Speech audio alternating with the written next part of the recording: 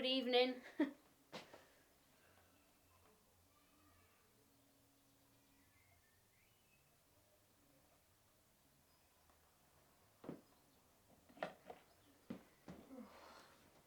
Hang on a second.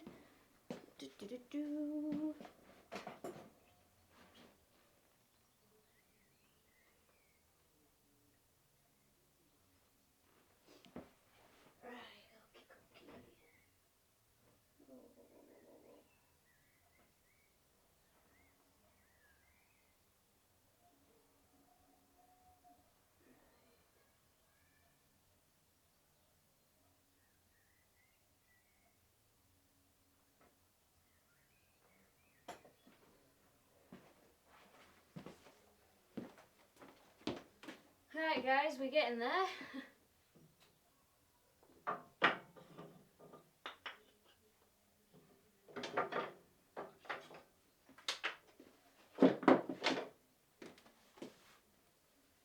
Right. 2 minutes actually.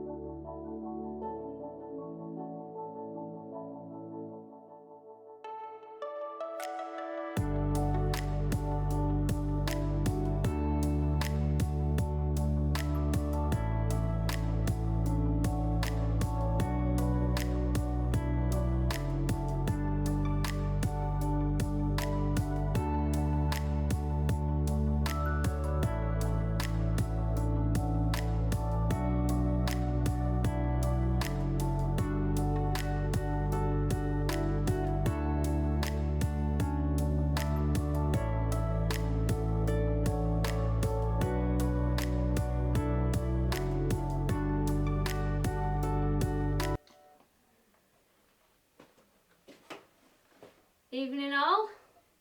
So you'll just have to bear with us. We've had a bit of a not nice afternoon. Our cat Polly has not been very well at all, and we've ended up having an emergency vet appointment. So it's just everything's just got a little bit knocked on. So I'm really sorry that we're kind of only just getting to you now. As you can see, we are ready for all this. I might just turn that backlight off 2 seconds. Oh, have you got it? Oh, we haven't got that light on. That's what's going on. Is that any better? No. Let's pop the other one. Put it back on, I think, maybe.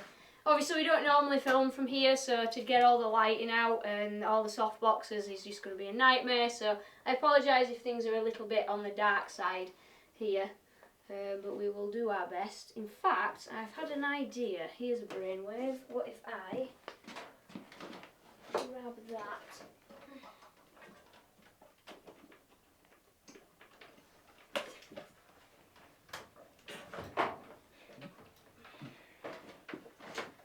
Not that simple.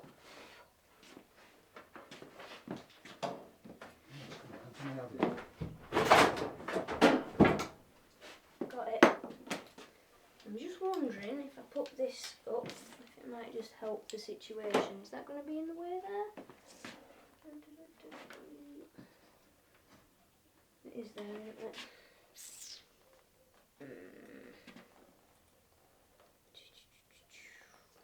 Well, this on the table.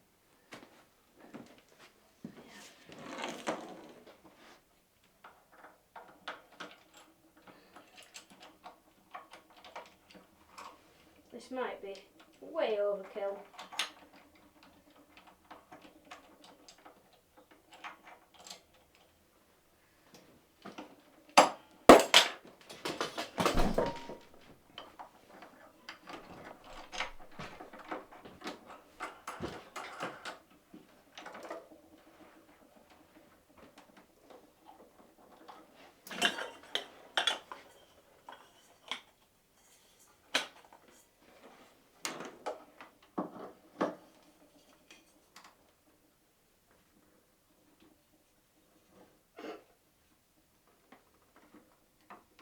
Oh, that's why that's in the corner, because it's broken. Never mind, we'll just have to make do with the lighting.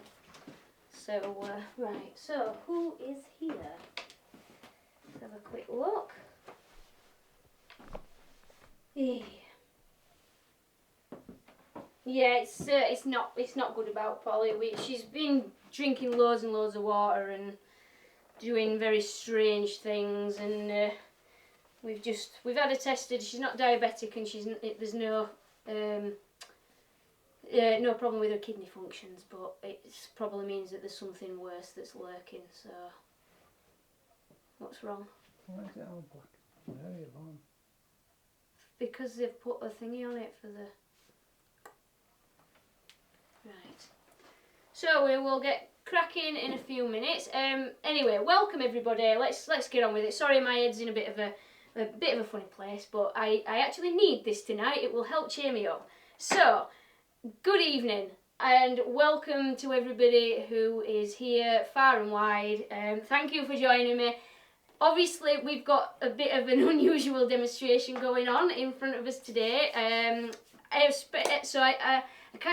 I don't know, I suppose I better apologise, because anybody who is not from Yorkshire, well, England, you might be a little bit confused as to what we're doing. Basically, just to put you in the picture, I was watching a demonstration by Martin Saban-Smith of Hampshire Sheen the other day, and I don't really know how we got onto it, but we ended up talking about, oh, that's right, people were trying to bid for my lathe with a cake, and I was turning it all down, saying that there's no cake that can touch Parkin, and Parkin is a traditional Yorkshire cake. I say cake lightly because it's quite a stodgy thing, and anybody that decides to have a go at making it off the back of this, don't expect a sponge. It's nothing like that. So anyway, I kind of ended up being convinced into doing a demonstration. in which I am going to make some traditional Yorkshire Parkin. I am going to explain the whole thing in rather broad Yorkshire, so because it's got to be done, that's the traditional way. Hence why we've got the flat cap on. Yes, that's the score. So we are going to do some turning. I'm going to do this, and then we will make a square platter, because parkin is traditionally baked in a square baking tin. So we're going to do this and then put it in the oven, and for the hour that it takes to cook or to bake, then we're going to move on and do our square platter. So there will be a very short period of time from doing this to, I will just run and put it in the oven and then come back in, and we'll just have to move one camera. So it will be a very quick break, so just bear with me. And as I say, I apologise for anybody who thinks this is a little bit random, and I apologise for anybody who's not from Yorkshire. I suppose we can't all, you know, have the fortune of coming from God's own country, but yes, so this is what we're doing tonight. So I'll just say hello to a few people that are in the chat. I know that there's quite a lot of people. Phil, Wayne, other Wayne, John, Tommy, Steve, lots of Steves, all the Steves, the clan of Steves. Leisure's there. Evening, Emma, you alright, Chuck? Mick, what, pizza? What? Why are you having pizza? That's not Yorkshire. Should be having toad in all. Yeah, this flat cap's very dear to me. It's my it's my granddad's, and well, my mum's kept it. It's her dad's cap, so it's quite a nice thing that it's kind of involved in all this, really. Hiya, Helen. Hey up, Chuck. So, right. So we've got a few things prepared. I have got my recipe printed out, and I suppose we're just about to get ready, really. So you'll have to bear with me, because as I say, everything, obviously we're not in the kitchen, we're in the workshop, so I'm hoping that I've got everything. I'm just going to have one last check through, and then we will get on. I've got that, I've got that, I've got that.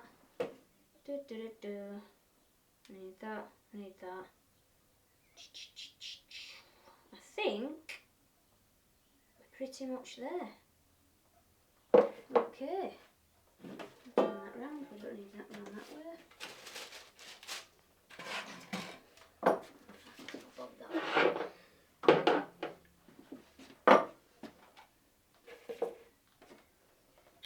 Right then, so, oh, paper, I just need some paper.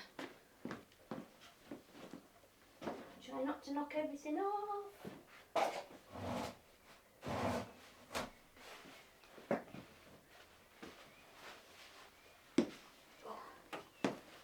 Right.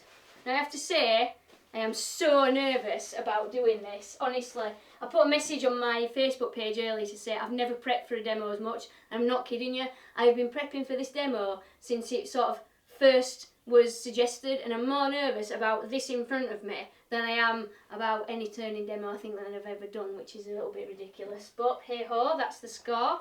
I'm sorry because I can't really keep an eye on chat very well at the moment. I'm trying to do my best. Brilliant, Derek. I'm glad you've got that. Let's have a gander. There is a fire extinguisher handy, Martin. I'm hoping that it won't get to that level, that stage. So, okay.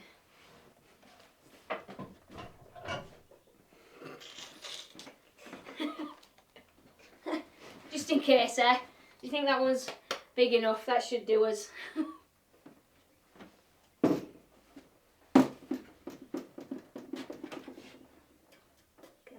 Off there. Right then, so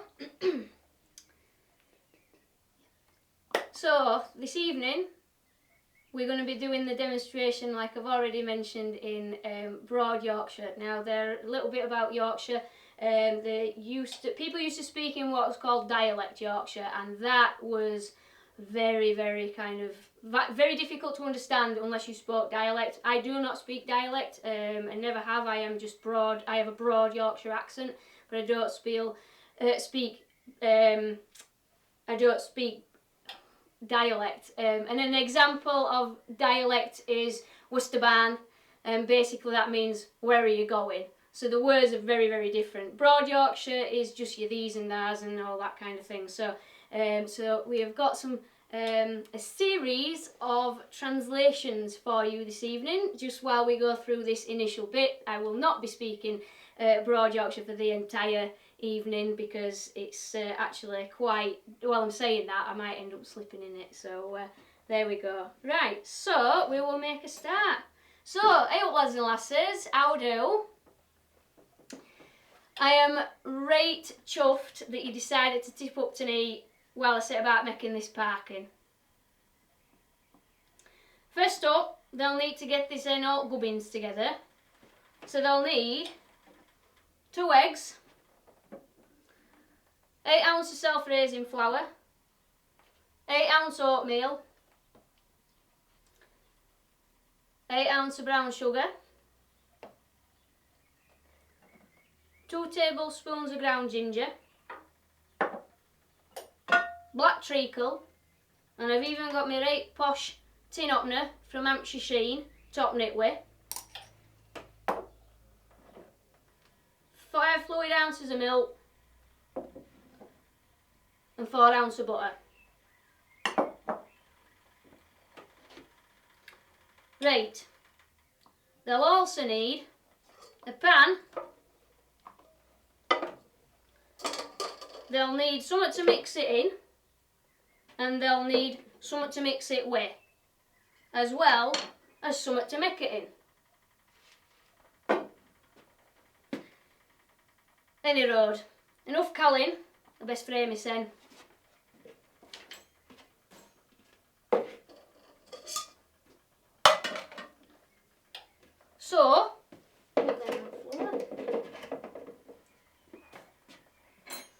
So first up, they needs to chuck treacle, milk and butter in pan on a right low heat and get it melting while giving it a bit of a stir.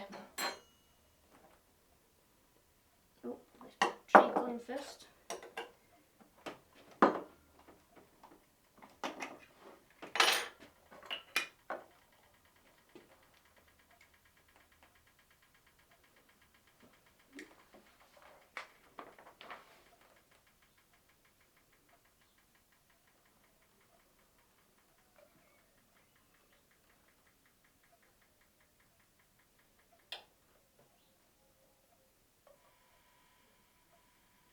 Look at that, it's like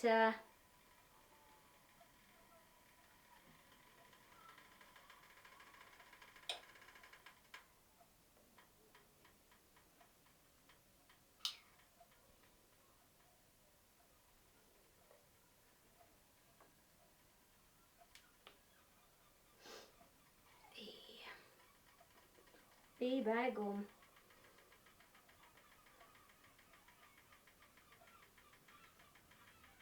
Right, that's cracking that.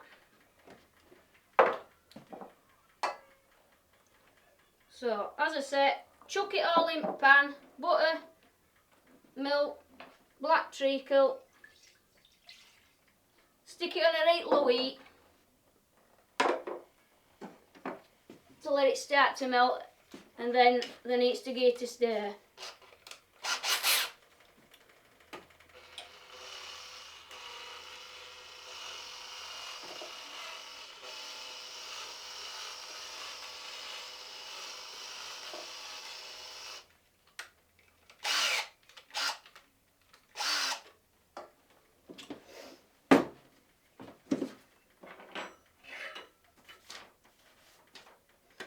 Now, while that's melting, next they can chuck all dry gubbins in together and get a right good mix. So I'll just get all them.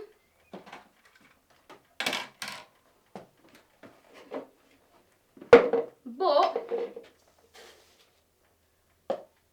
they needs to take proper care of this end when you're sieving flour, because it's right fine dust. So stick the dust mask on.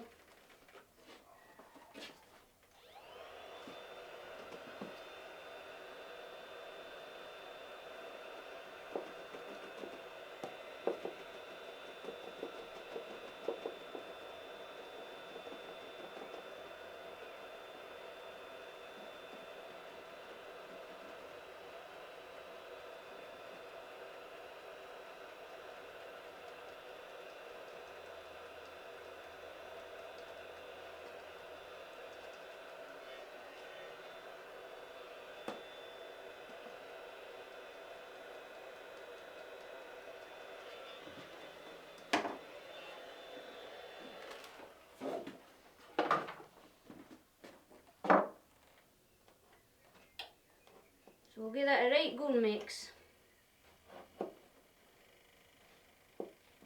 Oh aye.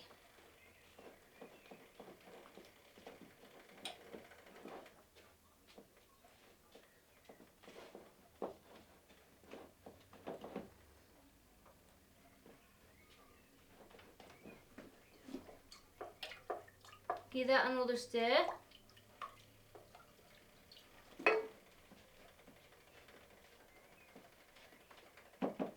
Smash in that.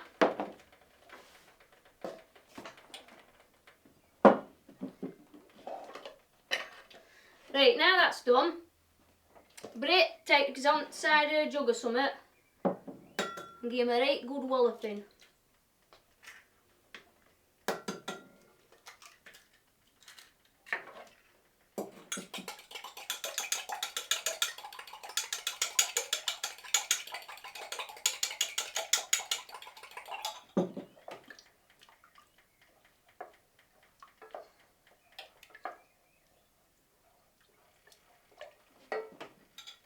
Now then, anyone got out to say at this point?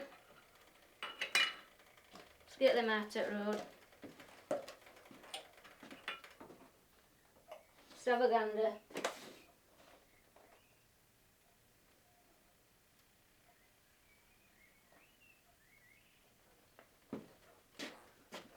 Seems like they all know what they're doing. Fair enough.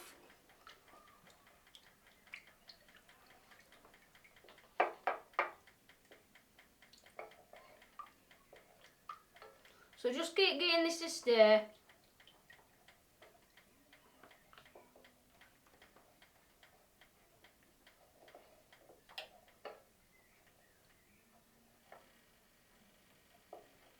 There we go.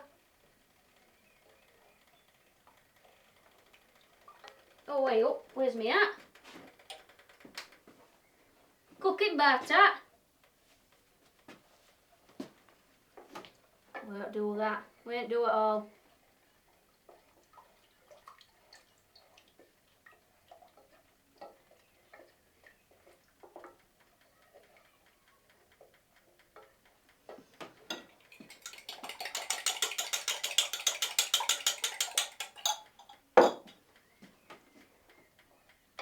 Right, now all that's done, where are we? They can chuck it all into gear, in pan, we all melted stuff, give it a right good mix.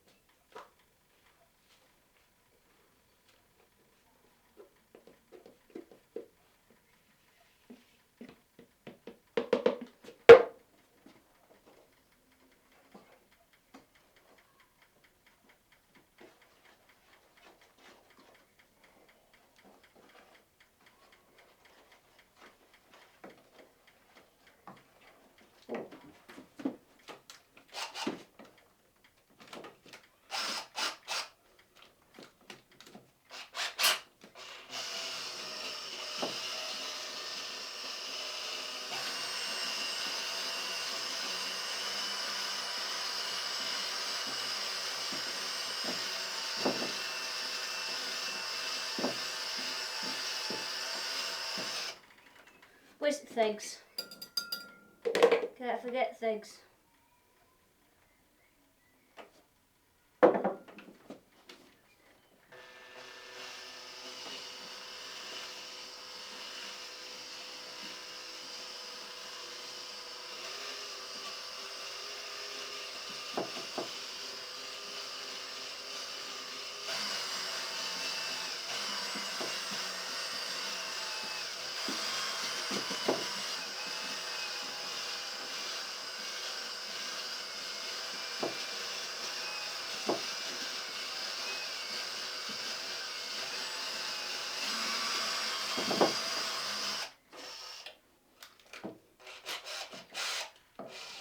Right.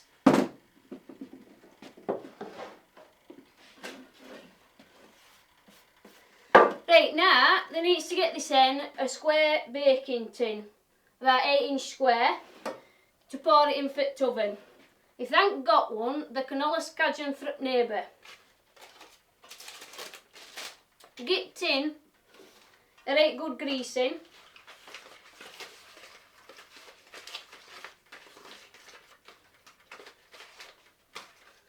Stick some greaseproof in it to line it with. And then they can scrape all that mix from the pan into the tin and make sure it's level.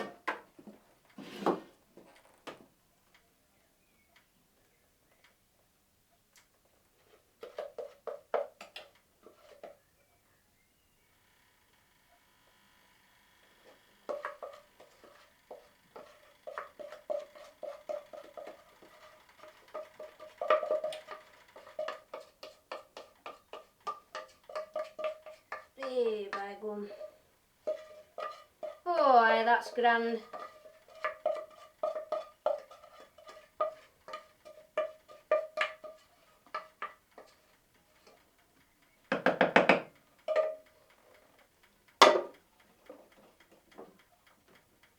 And now I can bang it in the oven on gas mark 3 for just shy of an hour. And they need to have a gander at it after about 3/4 of an hour to make sure it's right. Any road. We'll come back to this later once it's baked, so let's crack on with the rest of the demo.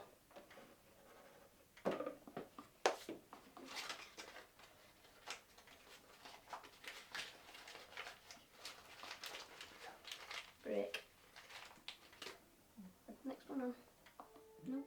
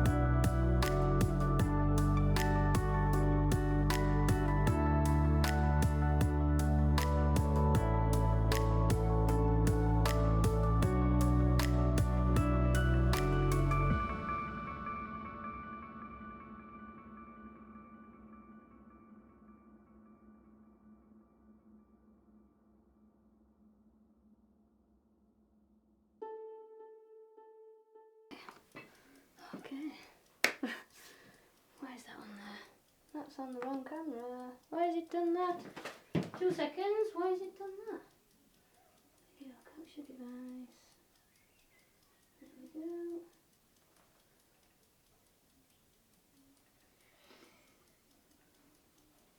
Okay, right. Sorry about that. For some strange reason, it deselected my camera. So, that's the stressful bit out of the way. Let's have a look. So there you go, guys. That is how you make Yorkshire Parkin. The ginger, somebody has mentioned the ginger. I'll be honest with you, the ginger, I kept it in that thing, but it was already pre-mixed in with the sugar because whenever I make Parkin, I always forget about it. So the ginger was already there. So, there you go, and there is a very, very Yorkshire way of going through a recipe. I'll try and do the rest of the demo in the old flat cap, although my head is rather warm in it. So I have got, we will come back to it when it's baked. I've got an hour, I've got my little kitchen timer here. Well, we've got about 55 minutes. So we will go and get it, well, my poltergeist assistant will go and get it out of the oven and get it cooling so that hopefully by the time this is finished, we will have something to put on it. So, seeing as we are making something for food, then there are 1 or 2 considerations that we need to make with it. You need to first of all be very careful with what timbers that you use if you are making something which is going to be for serving food on or in. There are a lot of food safe finishes available, and we will be using just some some chestnut food safe to oil it with at the end, if I get that far. If this ends up running on a little bit, then I might just put the oil on tomorrow. But bear in mind, a food safe finish, guys, is only food safe while ever it's on the timber. And what I mean by that is I would never recommend using something like a spalted timber, for example, because the spalting's got fungus in it, and basically, yes, even if you finish it with a food safe finish, if you are cutting it or using implements on the timber, you are going to scrape through that layer, that protective layer. So you do need to consider the timber that you're using as well as the finish. So this is a piece of red beech, which is very, very rare these days. You don't really see it very, very much. It's got a tiny little bit, there's no spalting in it, but it's got a tiny little bit of softer grain where it's just prior to that. But to be truthful, I just don't have any other timber. The other alternative that I was going to make it from was going to be this piece of sycamore. Sycamore is also a very good timber for using for food implements, but it's too small because it's 8-inch square is the parking, and this is 7.5. So we can't have cake overhanging. So we're going with this red beech. So I'm going to just do corner to corner. With it being a square blank, it's very easy to find the centres.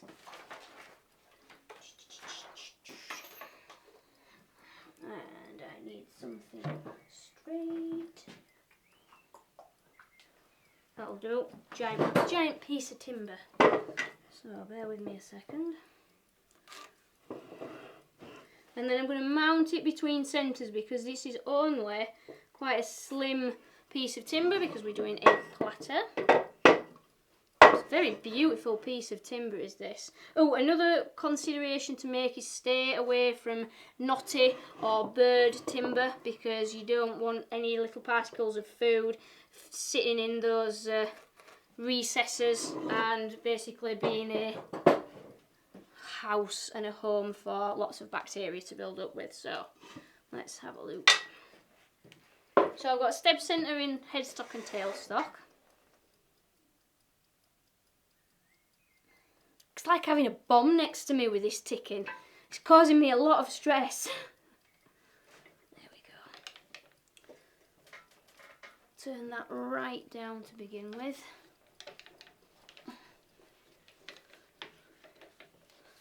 Eat it all and forget the ball. That's the other option, Silk. That's very true. Hi, Di. Oh, quickly catch up on chat. Let's have a look. Who shouted Emma? Emma, the ginger. Yes, I'm sorry, I should have mentioned that. The ginger went in. The ginger is in. It's all good.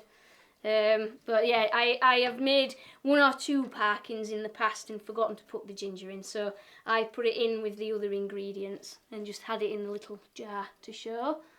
When did you start? Are you still trying to buy my lathe, Steve? Has anybody managed to get self-raising flour, by the way? Wild applause.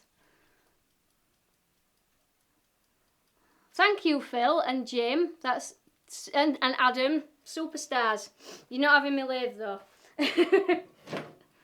Right, so we've got this on the lathe, and so now I'm going to have another look at this. We've got it point to point in the centres, so we've just done it slightly angled. Now, my bandsaw blade must be a little bit, it must have moved slightly as I've cut it, because as I'm standing here and looking at this piece of timber, it's actually tilted slightly. So in this instance, I would forget about one of the centres and I will move it so that it's actually fairly true already in the lathe. So I will just adjust that ever so slightly. You might be able to see. What is it about my little lathe that everybody wants? To be honest, I need a bigger one. And she's a little bit rickety, to be fair. Bless her. Right, that will do. That's a lot better.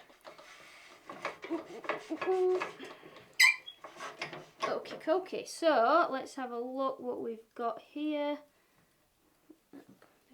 Yes, so I want the other side. So I've mounted it so that the top is towards the chucking point. Towards the headstock. And the tailstock side is what we're going to have the base on. And I am going to initially put a spigot on there because we're going to turn it off. So we're going to have a fairly flat. It's going to be very, very simple platter is this. The wood itself is really quite beautiful, and I do hope that I get to the level of putting the oil on. My only concern is power sanding with all this stuff around. So we will see how far we get. What I might end up doing, guys, is turning this as much as possible, and then I might just have to finish it fully tomorrow, sanding wise, but you won't miss out on anything. So the bottom needs to be where your spigot or your recess is going, whichever one you want to opt to do. As I say, I'm going for a spigot just because I feel that sometimes it's a little bit safer. And I'm going to turn the majority of the back before I go anywhere near sanding the sides.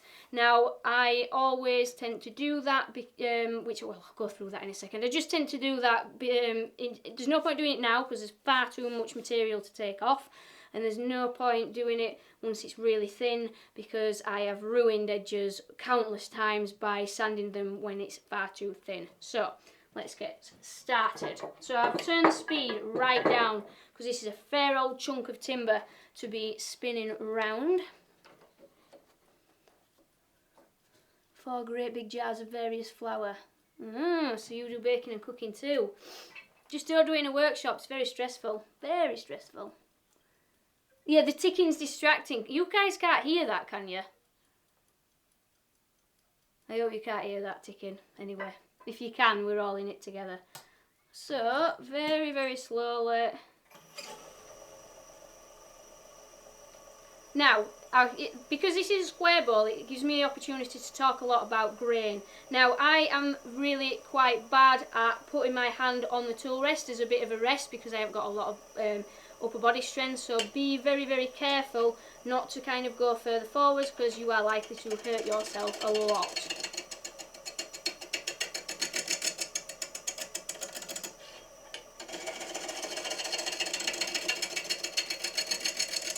So just beginning with a 1/4 inch ball gouge.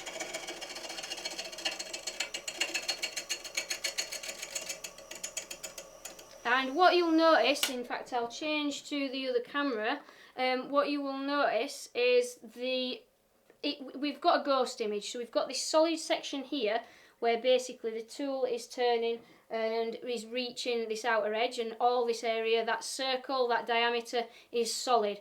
These sections from that onwards, these wings, are creating a ghost image. Now, because this is the underside of a bowl, naturally we would want to, if it was a circular bowl or a platter, we would be draw cutting along all the way, pretty much all the way, very, very close to the edge, and then coming back and just putting a little push cut in so that we don't get breakout. That's on a round bowl. Because this is square, if we were to continue cutting past the area where the tool is in solid timber, you will start creating breakout from there on. So it's kind of, you've got to do a bit of both. I do a lot of push cuts from this outer edge in up to me reaching the solid timber, and then we come back from the centre and meet that up. And the reason that we do the pull cuts on the back of a bowl is due to the way that the grain is laid. I'll explain that in a second. Let's just get a bit of this done. So very, very carefully start to shape the wings a little bit.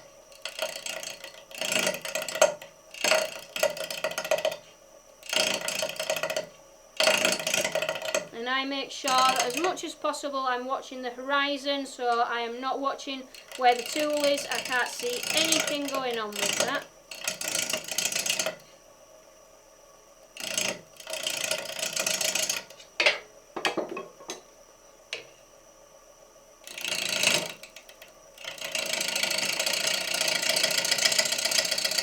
Now, if you are doing something like this and you are very nervous to begin with about applying the tool to the timber, if you drop your tool handle, I'll show you on a larger chisel so I can tell you what I'm talking about. I haven't got one short handle, have I? That's the problem. So if I show you on this bowl gouge here, this 1/2 inch, if you drop the tool handle down, what will happen is initially you will only get the bevel rubbing and the heel, and you'll hear it chattering.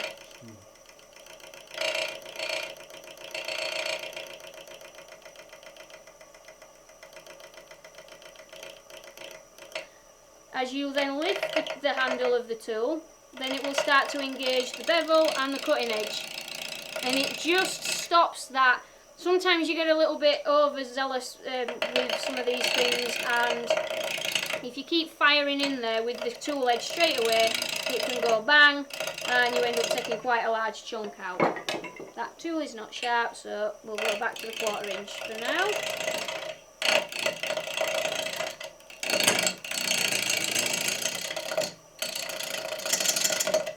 Oh, little lathe struggling a little bit with this. John PBH, what do you mean? What's your parking got kudos for?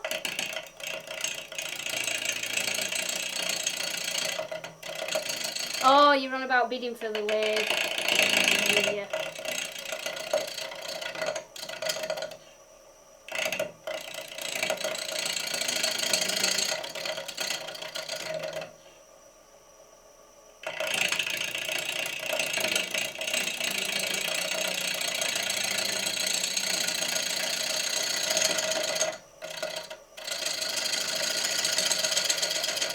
Oh, poor lass, she's struggling like mad.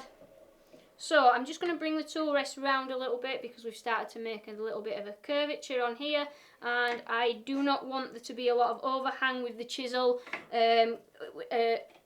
overhang from the chisel to the timber, because it's already struggling a little bit as the lathe, and we also don't want to cause any damage. So this is what I'm talking about here. We've got a little bit of breakout even though we're going from the outside edge in. If you're coming from the inside out, it can just really increase that a lot. It's pretty clean on the other three, we've just got a little bit there. I must have just taken a slightly heavier cut there. So we will continue. So I am going for a very gentle curve with this. I'm not going for an OG or anything like that, I just want a sweeping, gentle curve.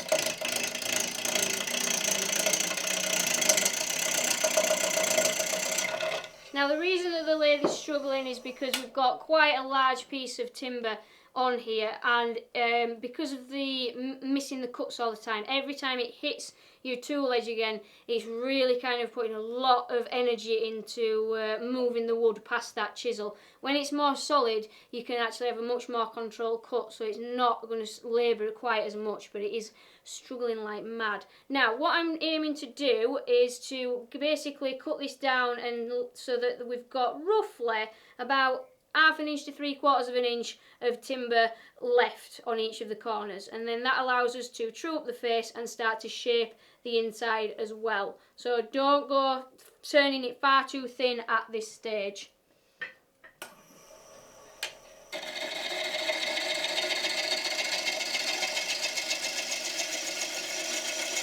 So I'm doing a pull cut or a draw cut on this solid area that I'm sort of feathering out a little bit.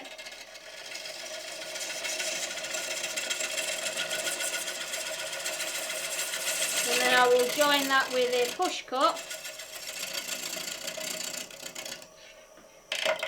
from the outer edges in. Now let's see if we can just put a little bit more speed on there. That will just help with the lathe. Can't really go much more than that. We're only about, we're less than 1,000 RPM still, guys. It should just help the lathe.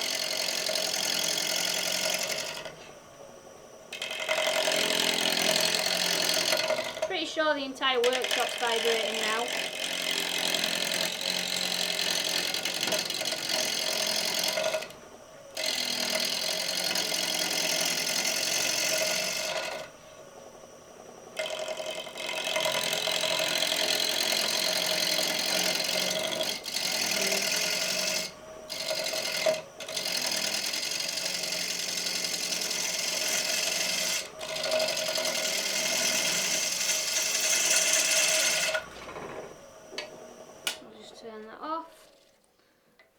Want to get a little bit close to the centre now, so I can start to put this spigot on there for putting it into the jaws of the chuck. We're not quite there with regards to the thickness yet, but I just want to get that on so that I can shape the bottom a little bit better. So if I had a speed sizer right now, I will be putting that on there to find the diameter of my jaws.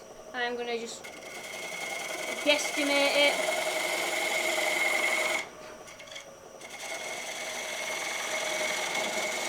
So I'm going straight in there with my straight edge parting chisel, just dovetailing as I go along, and then back onto the bowl gouge just to start to remove some of that weight, that excess.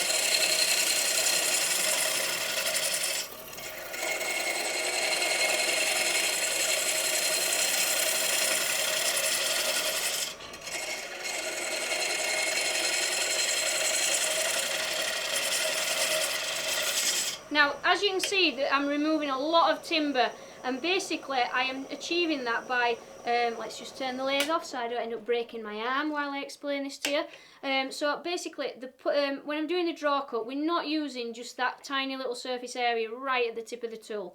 We are turning the tool over so that the flute is in the direction of cut, so it's facing towards myself. It's about 45 degrees, whereas that is 90, and I am closing the flute off as well, so that basically it allows all this cutting surface area, all this edge here, to engage all at the same time. So that's what, there's a good 1/4 of an inch plus of tool edge that we are cutting with. By twisting that to 45 degrees and then closing off the flute, you can really rip your timber out with that. But it's not causing a lot of tear out because we're doing a draw cut, and the reason that it's not causing a lot of tear out is, oh, where did I put them? There. I will explain here. This is really good to explain grain with it being square, and this applies to absolutely everything. Because it's square, this is what you've got. We've just got a bunch of straws all the way down, and it sounds like a really kind of simplistic way of explaining this, and to be fair, it is. But if I can orientate that a little bit better, basically what is happening is when, let's turn it round, so that's the way that we want it, because that's the way we're cutting. If we are to do a draw cut, so you are putting your chisel onto the straws and you are pulling it along the straws, as you get into the end, you're cutting them off, you can see that it's kind of pushing the straws together. If you are doing a push cut, and I know that this is spinning, I appreciate that, but whenever you touch the end grain, you are going straight into that and you are ripping it open, and that is where you get your tear out. So if we then look at the piece of timber right here, we can see that where we've done the draw cut, the pull cut across the grain here, we've not got a lot of tear out. This is all push cut, and that is all really, really torn out quite badly in comparison. So that's what your different cuts do, and you've got to think about grain all the time. So the back of a bowl, we're going with the grain because the back of the bowl is shaped like that. So we've got our straws and we're just cutting the ends of the straws, just severing them. We're not putting any straining and pulling them apart. The inside of the bowl is the opposite, which we'll go through once we have turned this round.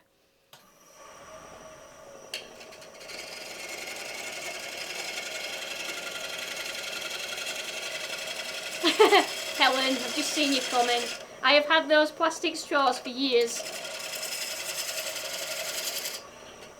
I'll put them up individually in the shop for sale. 10p a straw.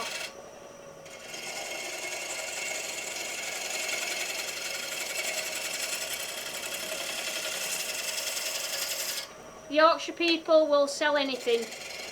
Hence we have the saying, where there's muck there's brass.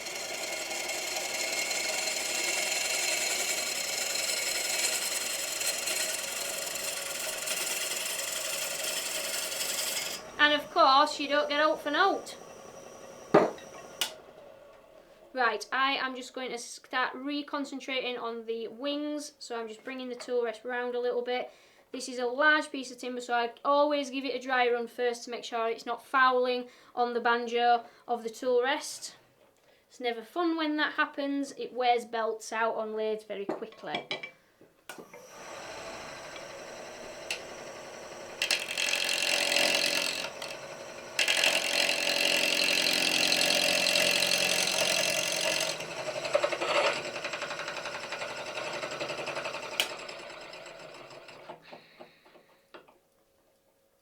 Drop that a tiny bit because it's chewing away my step centre.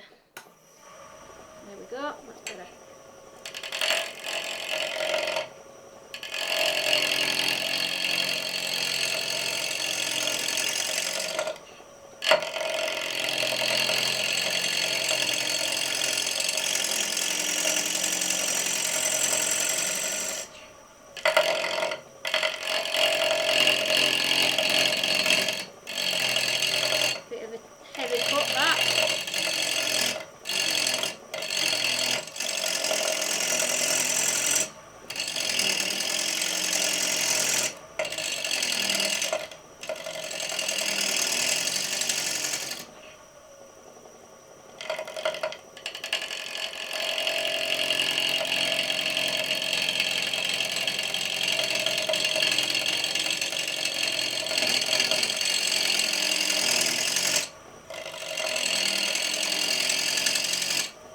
So I'm just trying to get the wings to the shape that I want. I'm trying to get the contour to the correct shape, and that's about right. And then we can blend the rest of this in now with the draw cut.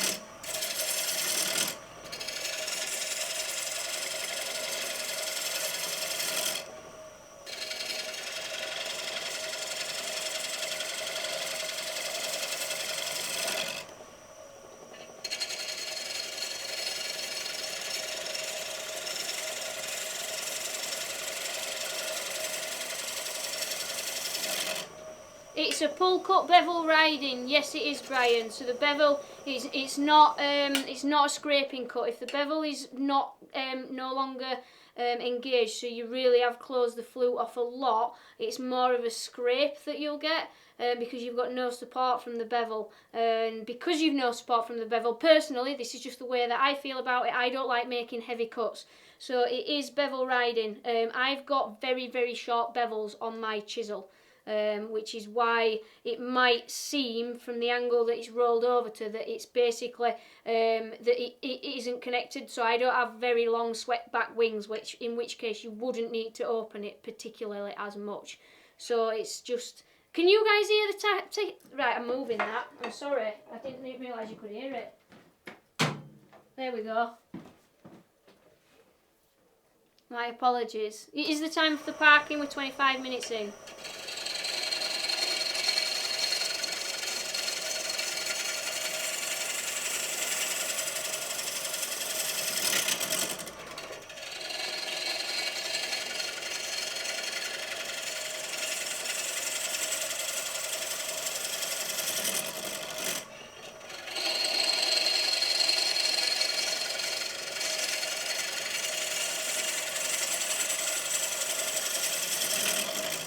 Now there's no point trying to cut with a larger tool with this, because that will make my lathe labour even more.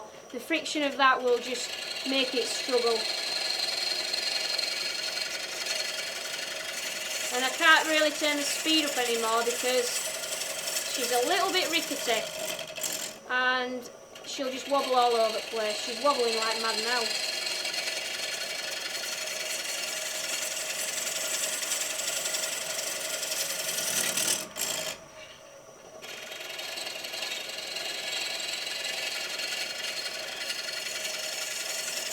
James the stirrer. Oh, I thought you could hear it because it is quite close to the microphone.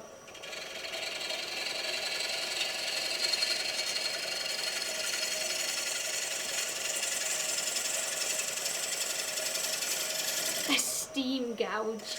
Oh, steam gauge, sorry. Yeah, she's an old lassie, this lathe, but she's not steam powered. She's been upgraded. I'm just blending this last bit here because that is still not solid timber, so I don't want the breakout on there.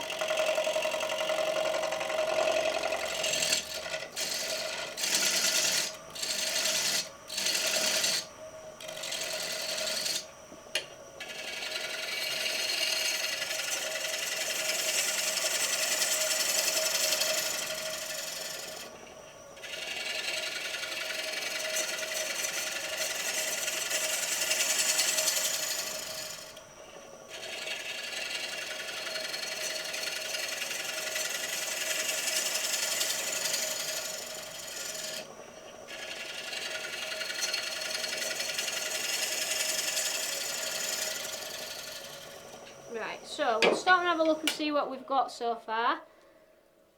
The only trouble with having a flat cap on is I can't lift my glasses up. And normally I lift them up and put them on my head. I feel a little bit cooped up in this. So what we've got so far. So we're getting there with the shape. It's just we've got a little bit of an indent here, so just a couple more cuts.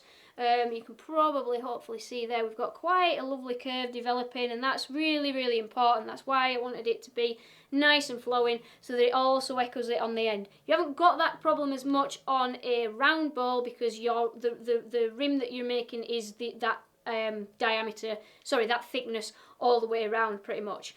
On a square platter, then you are seeing the shape that you've turned both from this side and from the actual ends of the timber as well. So I'm quite happy with that, but we've got a bit of a dimple here, so I just need to pull that back a little bit more, and then we can I'm not going to sand this side. We'll turn it round and we'll do and finish the top, because I'm going to remount that then, and yeah, we'll see. So so just a couple more cuts. I apologise, this is taking a little bit of time. It just really is that the lathe is struggling like mad with the size and the weight of the blank. It's she's an old bird.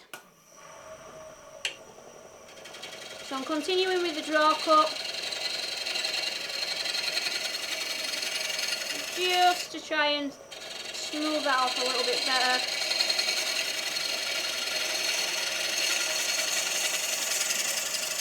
And I'm trying to just take quite a hefty cut because we're going with the grain, so I'm not too concerned about tear out.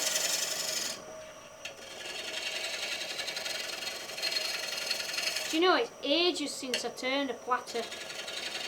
I bet it's years since I turned a platter.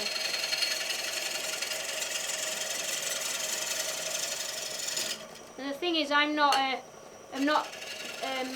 don't do a lot of colouring at the moment. I do my own little bits and pieces of colouring, but I don't do tons. So I leave the platters to the people who can make them look cool with colours. But this is a beautiful piece of timber, so there's no colour going anywhere near this, I'm afraid, tonight, guys. It's too unusual and too rare as plain red beech.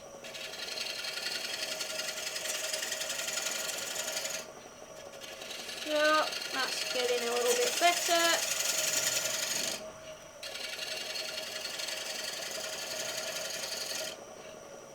So we'll stop that and have a quick look. Right, that's getting much better, is that. We've got a far better flow. We've got a little bit of a bump there, and we've got a little bit of a bump here. Little tip for you, with something like this, and I do this, or used to do this quite a bit, Sharpie or chalk. If you've got porous timber, then don't use a felt pen or anything. But where you've got a little bit of a bump, just put a line on there. And it gives you a visual, because especially when you're turning a piece of timber which has got sections missing and you're looking at a ghost image, it is very, very, very difficult for you to pick these up sometimes. And obviously you can't go touching it and I mean turning it on and off as well labours the lathe. So this will just give you a visual, and if I swap to the other camera, you will hopefully be able to see when I turn this on that it will highlight it when it's spinning, and it gives me a visual for cutting it off. There we go. So I'm just going to blend towards that, nice and gently. I'm not taking a deep cut because I want to be controlled. And that hasn't got rid of it just yet, so we know that we need to take a further cut.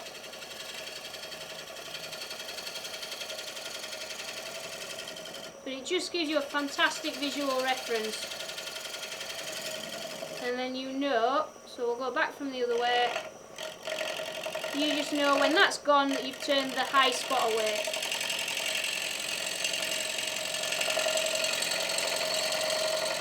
That should have got it.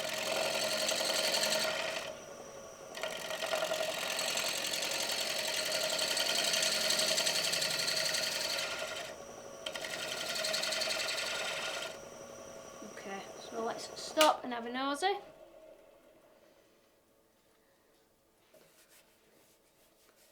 So that's much better. We've got a nice flowing curve here. Now, we've got to take the foot off and remount it, so we can always, you do have the option of doing a little bit of work, but you want to make sure that everything on this outer area is sorted. You do not want to be...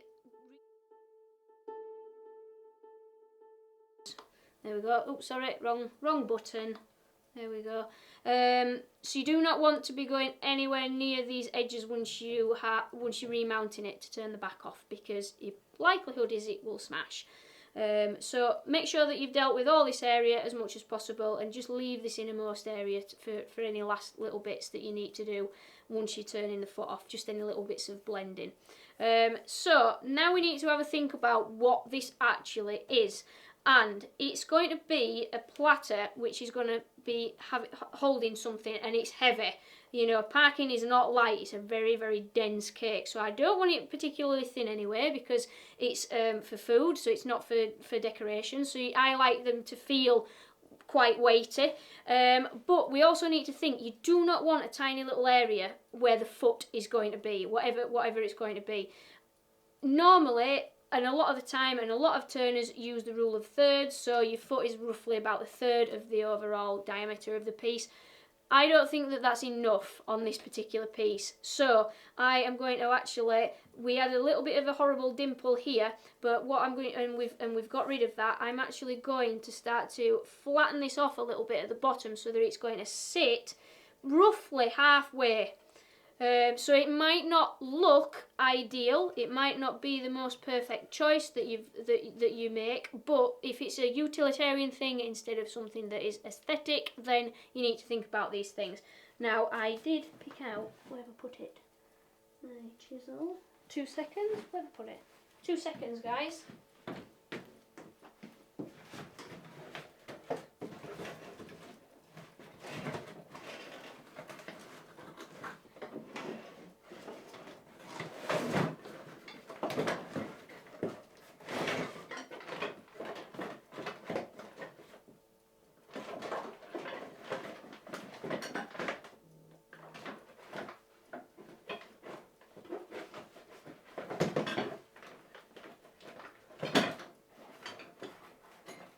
Oh, well, that's great.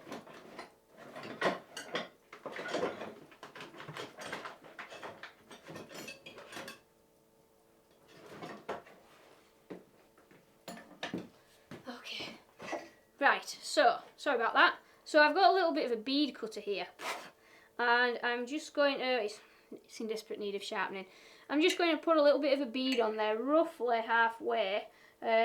Just so that there's a little bit of something that it's going to sit on. That's up to you, you don't have to do this, but yes, that's what I plan on doing. There's no handle on this, so I need to be careful.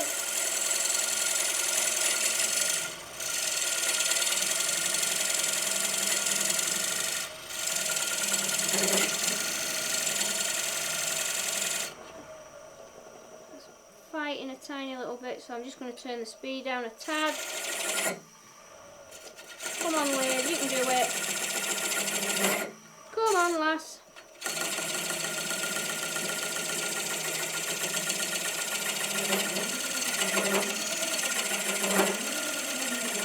Come on. Right, so we've got a bead on there.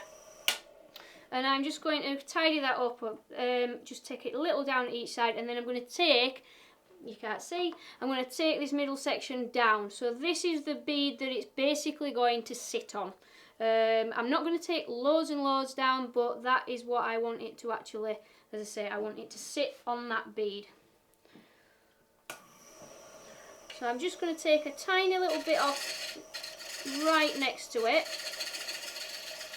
And blend that away. I want it to still flow. I still want the bead to be part of the flow.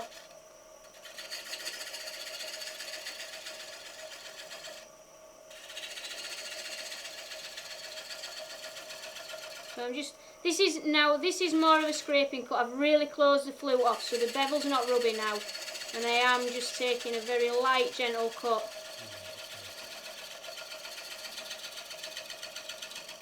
And then for the middle, I'll just turn the speed up again, and I'm just going to take some of the weight out of that.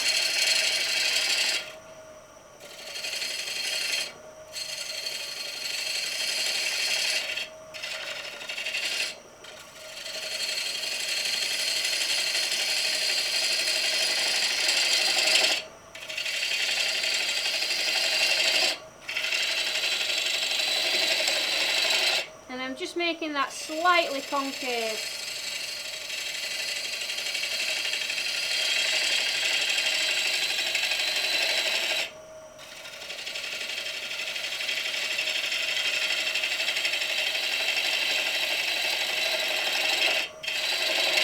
Now that last little bit I will finish once we reverse chuck that.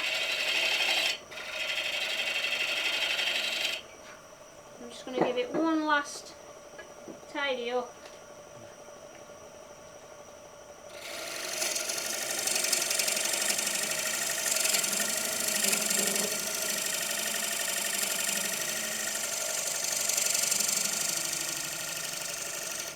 There we go. So as I say, last little bits, and then we will tidy up once it's been rechucked. But that will now sit on that little bead. It is up to you. It's just a little bit of a design idea for it to sit on. And there's no food that's going to be on this side, so it's not going to kind of cause any problems with any food getting lodged in there. This, as I say, will finish very shortly. So we'll have a quick look. Normally now I would sand this outside area, but I want to turn it round and start looking at turning the inside shape, because otherwise we'll be here all night. So I will just do that now.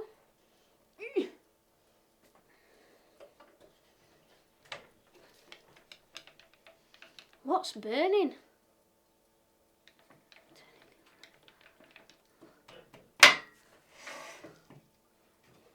So that's where we're at so far. Let's have a look.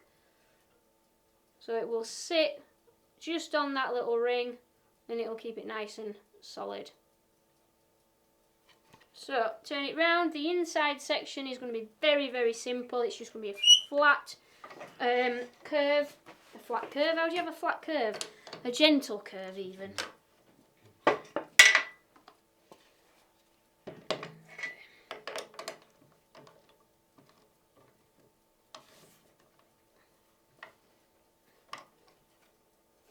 So when we are remounting it, we are looking at the side, at the back of the piece to make sure that there's no wobble going on there, because with something that is square, you obviously will see the entire hollowing section the entire thickness of the section as we're hollowing it out, and we want to keep that as even as possible. So we need to keep an eye on that. Now, at this stage, it is up to you. You can, if you want, power sand these edges while there's still quite a bit of weight. I am going to take some of it out, and I would then sand it. I might just have to do it. I would then sand it when I've taken a little bit more weight out, because that's still a lot of timber that you're kind of sanding that you're going to cut away anyway, so potentially you're going to end up using a lot of abrasives to get rid of that, and we don't want to do that. So I am going to take some of the weight out of it. If I was turning it very thin, I'd still leave it about ½ an inch thick, then do the sides, and then continue to take it away. You'll get a much crisper finish as well on the edge if you do it that way. Because if you're not careful when you are using the sanding arbor, if you move it slightly, which I'm terrible for doing, it's going to round off your edges and it won't be as crisp. So, where are we? So I'm sticking with the 1/4 inch bow gouge. Oops, sorry. Get the tool rest nice and close, checking that it's not going to foul on any of the wood.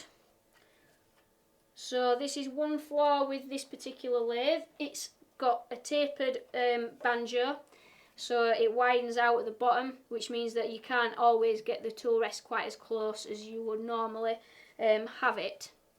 So it's about ½ an inch away to begin with, which is not ideal, but it's not the end of the world either. We should be okay.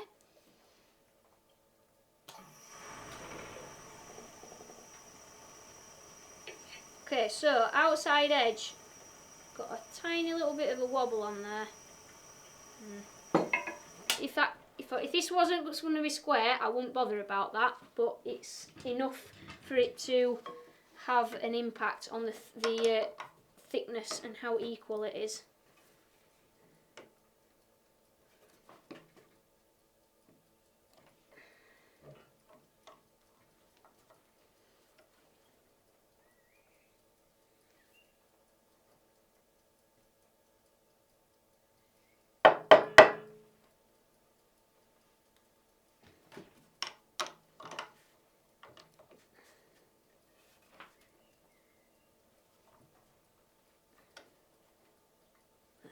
It'll have to do.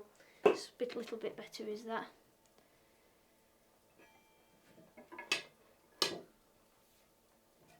Right.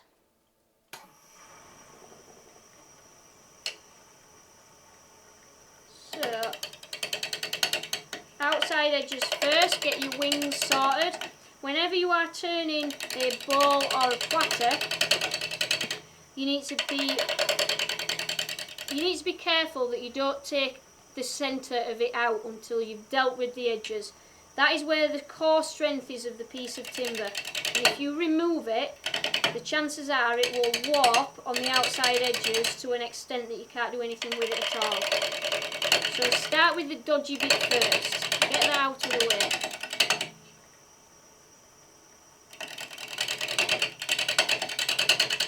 Martin, no, the parking hasn't burned yet. Has it? 10 minutes, 10 minutes. I'm glad you reminded me. I was hoping that I was going to get this done in an hour, but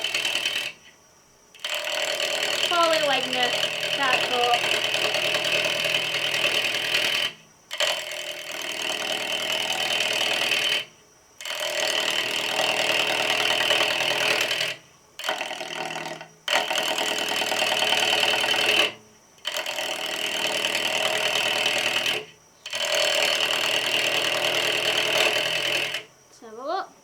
Stop there and have a quick look.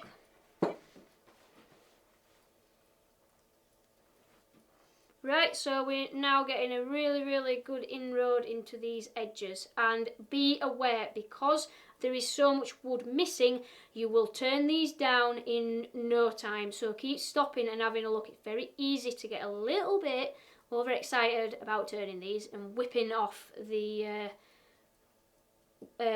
timber till you end up that it's like 1/4 of an inch thick and you've not really got the shape you want. So just be careful of that. So we'll continue with that.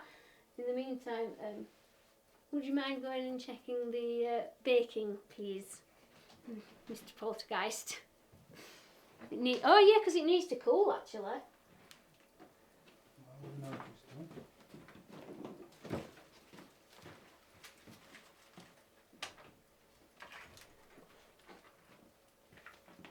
Right.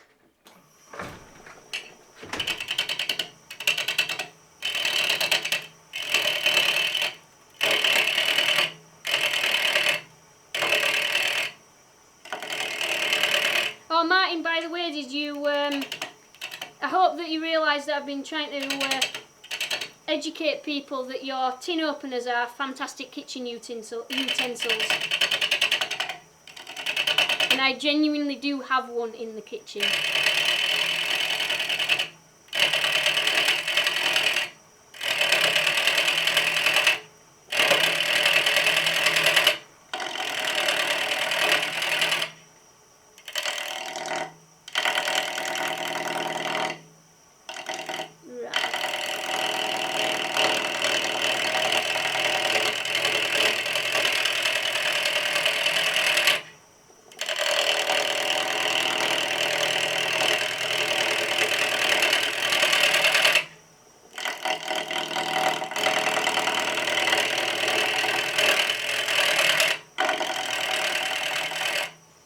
Stop and have a look, and I'm going to just quickly, I've been neglecting chat and I'm very sorry, so I'm just quickly going to go back onto the chat and have a quick look.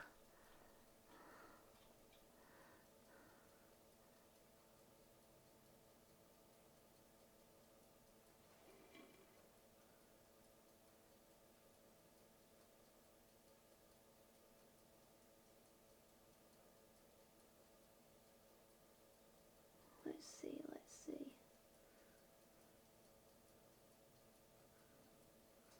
I can't even read some of it. There's that much gone on. I'm sorry about that. Blow torches.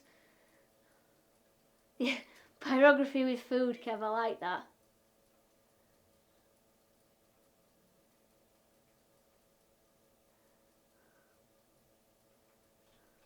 Why is it that everybody just ends up talking about food and cake anyway? Hi Ian, I've missed loads of people coming in, I'm very sorry. Hi Caitlin. You missed the best bit, Caitlin. The turnings, neither here nor there. Let's have a look.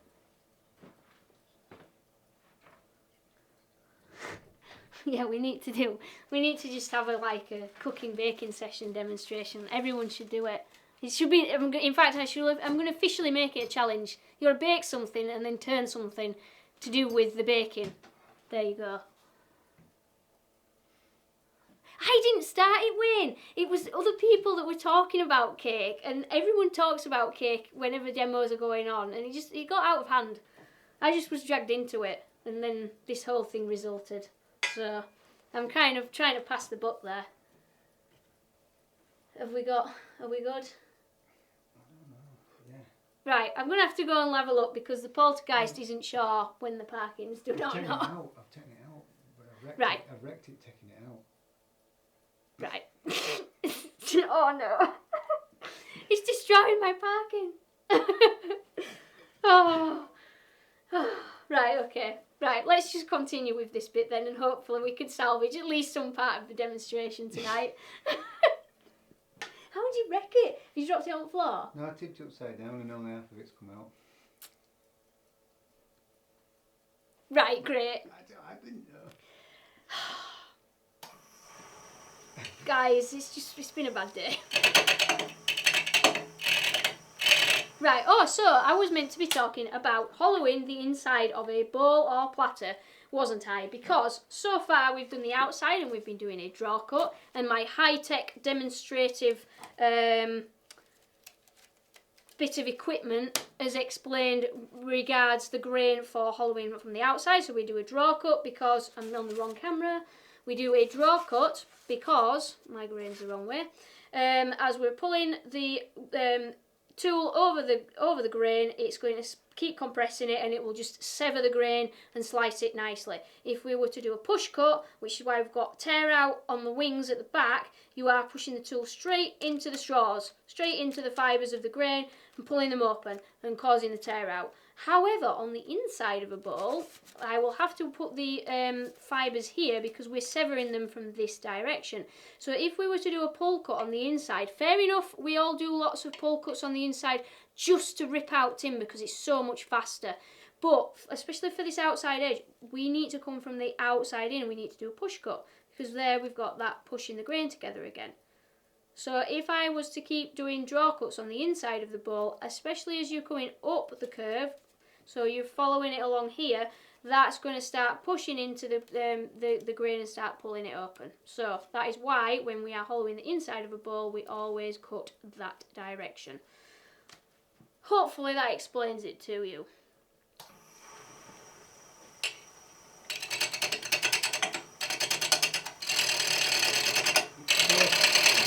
It tastes nice. It tastes nice? Yeah. You're not even supposed to know if it tastes nice yet. I really hope that you're joking. Don't mind us guys, we're just having a full-on domestic.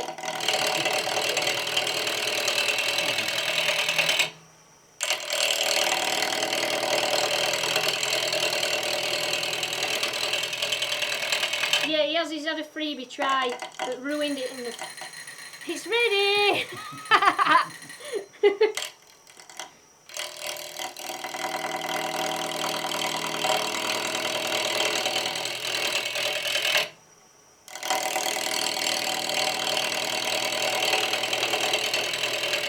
Now what I'm doing at the moment, as I am hollowing out, I will try and explain again on, I don't know which camera would be best for this. Right, yes. So as I am turning, I have no idea which might be best on that. You might have to shuffle the camera a little bit actually. So as we're turning down here, what I'm trying to do is I'm looking at the horizon, and what's happening is it actually creates a ghost image. So I'm looking at the horizon for part of the shape, but I have to admit, I'm also looking at the tool edge because I can see where that's cutting through the gaps in the timber. So I have a rough idea that of the path this chisel's taken, and then keep looking up to just check the thickness that's been created. So it's quite a useful thing, and it can make things a little bit easier when you are turning something open like this, because you can see what's going on a little bit. It's the same if you are making a hollow form and there is some sort of hole in it. You can see the shape developing and you're not just going completely by feel and guesswork. Is that you, Ben? Team Wild. In fact, actually, to be fair, with the whole pancake thing,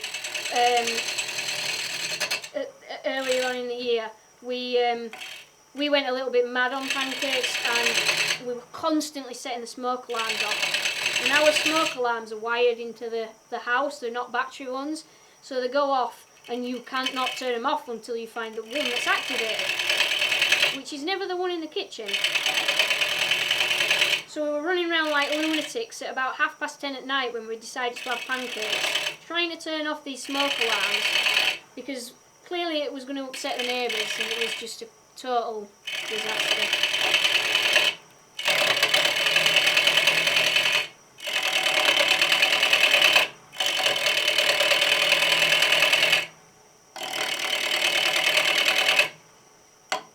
Right, so we really now need to make sure that this outside edge is the thickness that we want and the shape that we want, because very soon as we take the strength away, we're not going to be able to go near it with a chisel. So you want to deal with it now.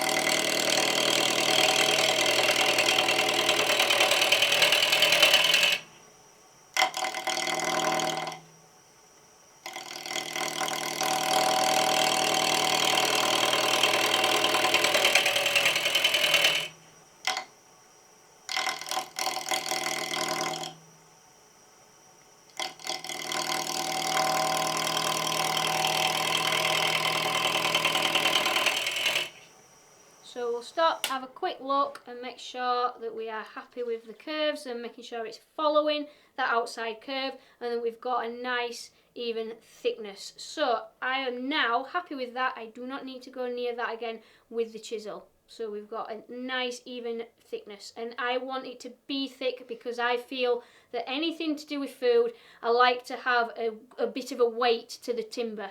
So we'll continue now, so we don't need to go anywhere near here. We'll continue hollowing it, and as I say, what I'll probably do is we'll finish the inside. I might not sand it. What time are we on actually?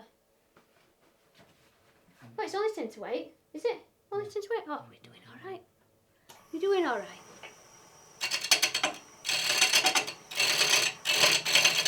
Let's get some weight out of this.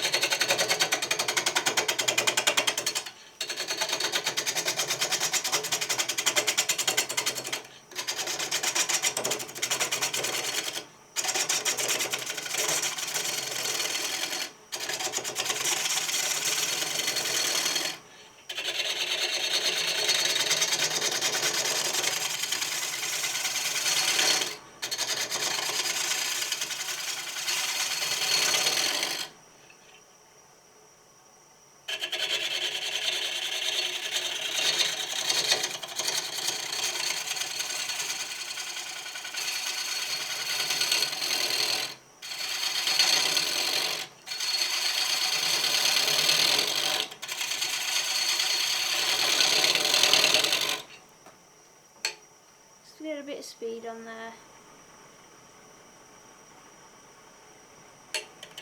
It's nothing like larder cake, blue light in Parkin. It's just a very stodgy, heavy cake.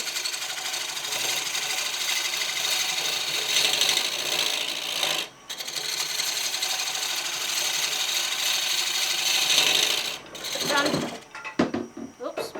Told you that it wobbled the lathe, so I'm doing some pull cuts at the moment just to try and get some of the weight out of this.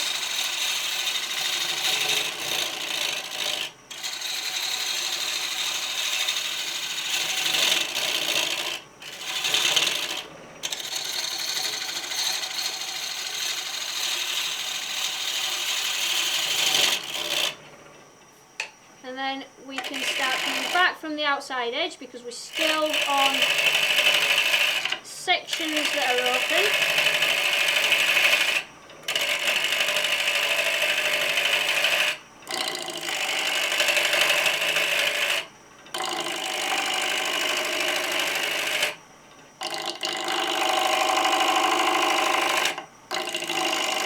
Now, another thing I'm going to speak about is when you are using the chisel on the inside of a bowl or a platter, we are not going straight across and following the same trajectory with the chisel all the way into the centre. You cannot do that because at some point, especially on a curve, what will happen is you will lift your tool to a point that the bevel is no longer rubbing, and when you do that it no longer is a supported cut, so it's not really safe.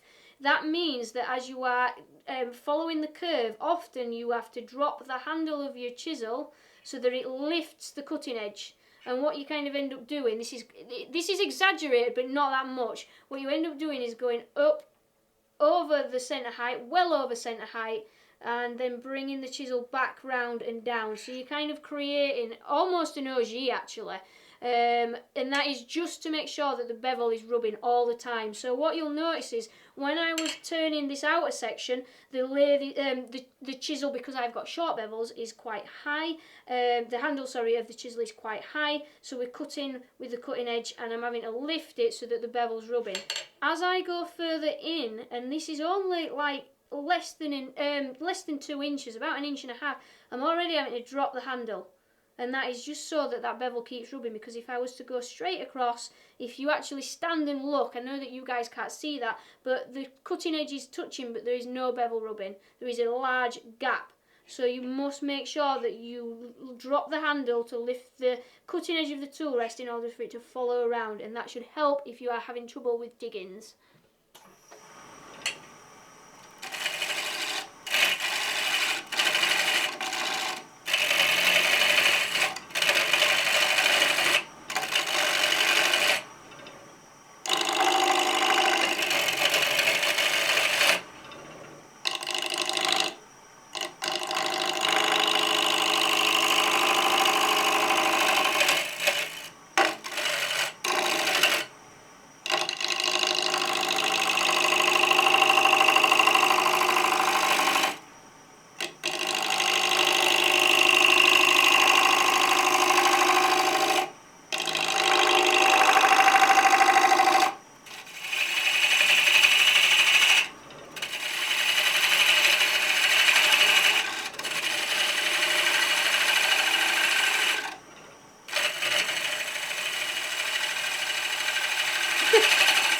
I told you that bits are falling off it. Don't get me wrong, she's been a brilliant lathe, but she's a bit outdated now, bless her.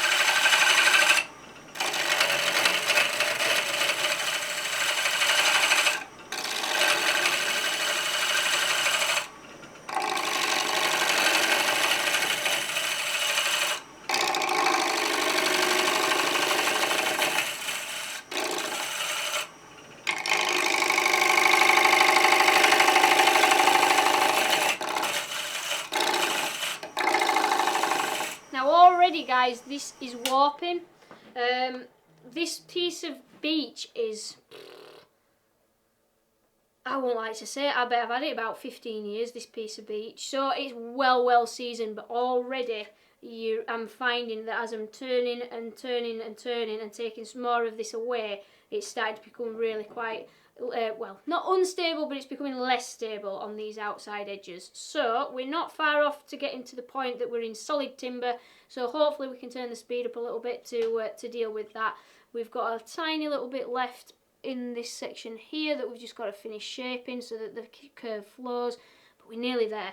And then we can rip this middle bit out, and I'll probably give it a little bit of a sand and put some oil on it, and then we'll go and see what's happening with the parking, which is cooling. Well, it's not. It sounds like it's actually in a heap somewhere. Some of it's cooling. Some of it's good. Oh. What shape ball should I have actually turned for it? Natural edged. It won't matter if you broke some of that corner. Right, okay. Oh no, I dread to find out what is actually turning up. You all saw it going in the oven, so... Well, no, you didn't see it going in the oven, but you saw it partly made, so... Oh, all that hard work, honestly.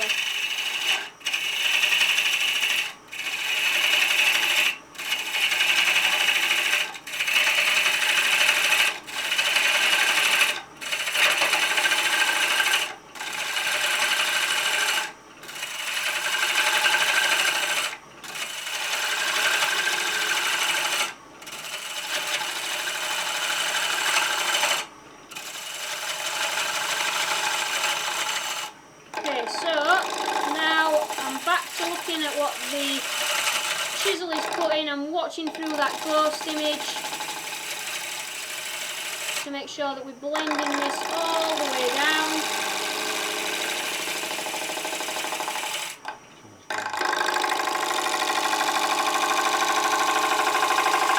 Very sorry about the noise.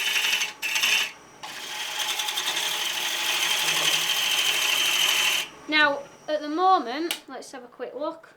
At the moment, once we're starting to get this sort of stepped area, now we can actually start tearing a lot of this out by doing a pull cut, because we're back onto the straws, cutting them from this direction. Change cameras, Emma, that would help. So we're back to cutting the straws this way, so it shouldn't cause as much tear out. What you've got here is, this is a little bit soft anyway, but we've got tear out because we're pushing straight into that grain. So we want to come back this way. Need a little bit more shape on there. So I'm just going to take some more chunk out of here and carry on shaping it, and then that is the edges dealt with. Bye Buster, thank you very much, and I'll definitely save you a disaster of parking.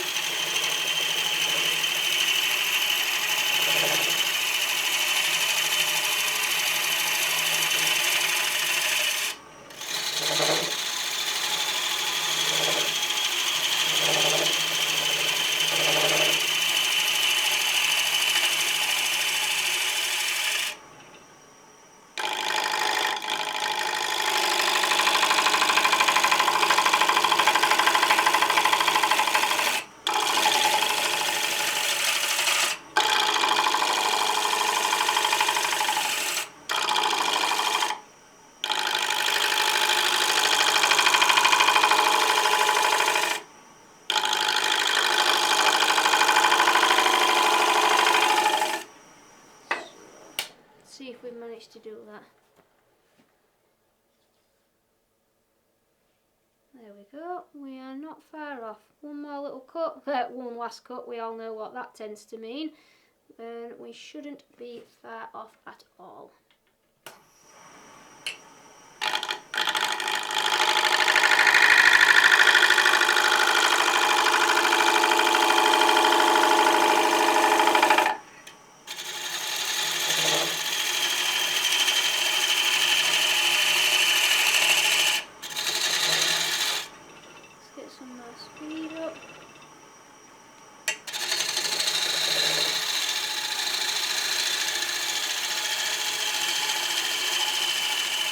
What? Adrian, the bids have started. What are you bidding on now? You can bid on the parking, just not the blade.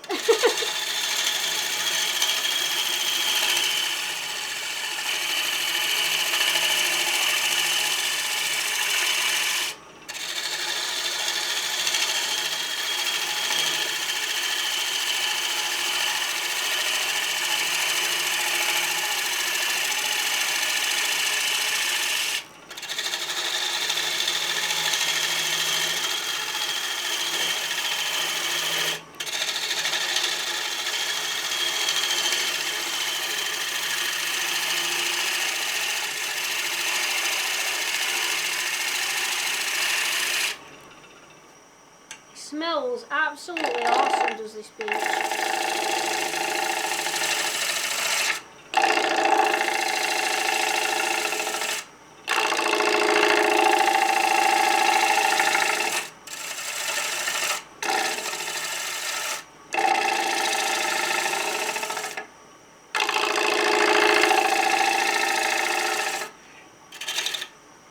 Right, let's just move that in. So we're at the stage now really that the wings are done. I'm happy with the continuation of the curve.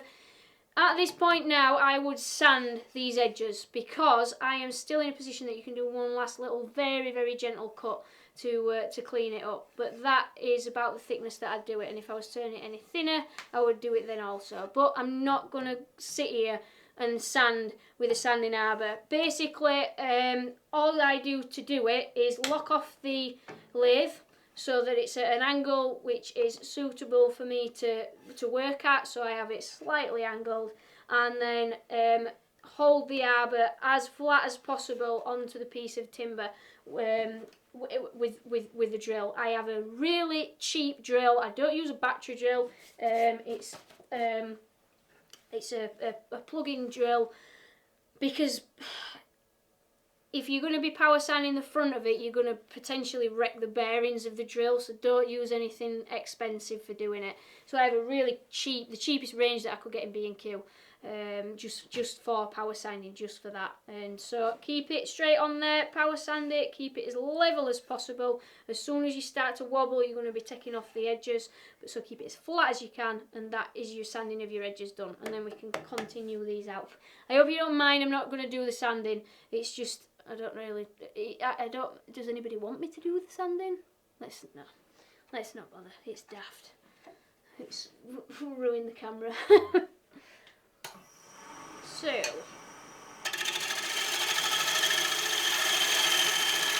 thank you, Martin.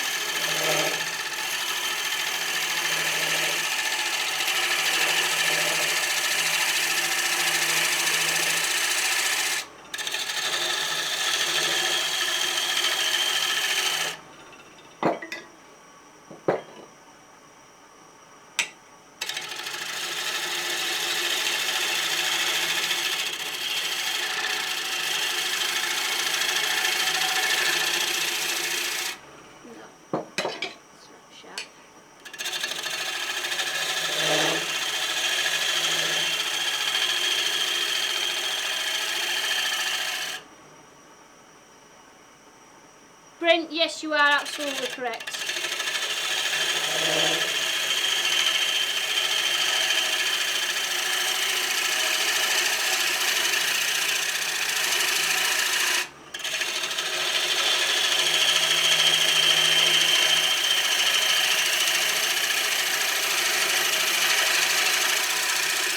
Let's just try and turn the speed up a little bit more. No, it is not having it.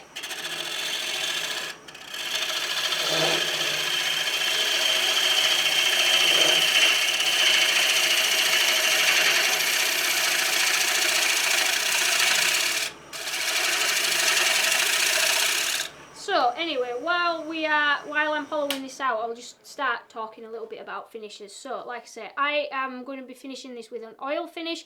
It is up to you what you go for, but try and make sure it's food safe. Martin's got all your finishes, or a lot of Martin's finishes, are now food safe approved. So if you are looking for something more of a wax base, then Martin's are food safe approved. They are the Hampshire Sheen range, and I'm pretty sure he will put a link on there if he's still about, unless he's had to go. So those are a brilliant. He's also got a Danish oil as well that's food safe, so those are brilliant options. Or you can go with something that's something like lemon oil, but just be careful. Sorry, you can go with something like a cooking oil. I've got lemon oil in my head. If you want, you can put olive oil on it, for example. Try and stay away from nut oils unless it's for yourself and you know that you are not allergic to any nuts. So you have got to put some thought into it. But if you, at a pinch, stick some olive oil on it. Happy days.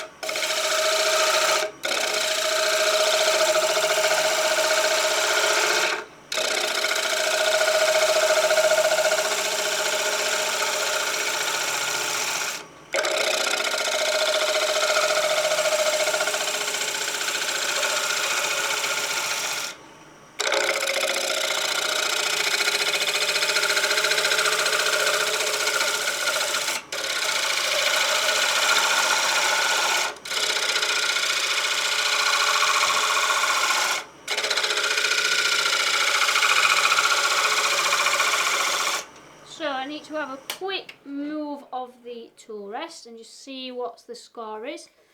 Got a little bit of a transition problem there. We've got a little bit of a bump. So I'm just going to go back and just blend that in a little bit more with a push cut.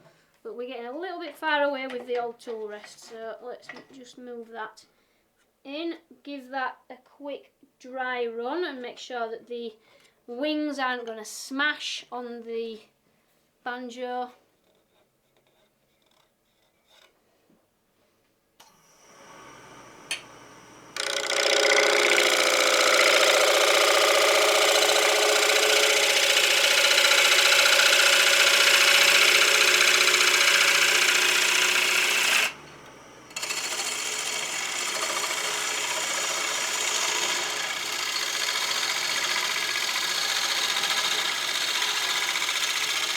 Adrian, it is a really thick blank and it is a massive waste putting it all down, but I have not got a lot of timber left, so and I didn't have anything thick, wide enough. So unfortunately, yes, it's a waste, but that's how it's gone.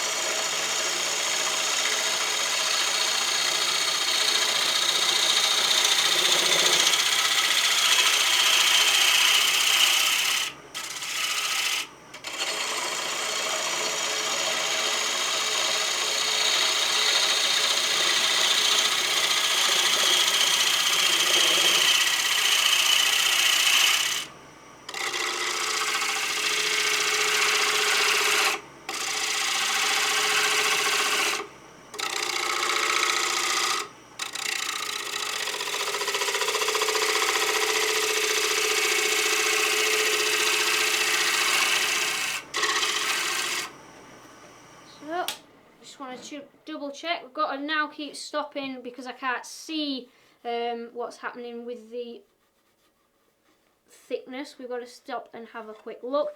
Now, I always like with a square platter for the edges to, let's put it on the front camera, I always want the edge to be exactly the same diameter all the way down. However, because this is going to have food on it, I don't want to have a really severe curve all the way down into the middle because it's going to create a dish that basically the food item is going to sit on, and it'll mean it'll sag into it. So for this, I'm trying to just taper off slightly with the curve, so it's going to be flatter in the bottom, which means that it might not quite follow the curve the whole way through. But like I say, it's a utilitarian thing, it's not an aesthetic thing, it's literally square because our cake is square. So we are not far off. This won't take too much longer now to cut. I'm really sorry it's taking forever to do. I just can't do anything else with the lathe.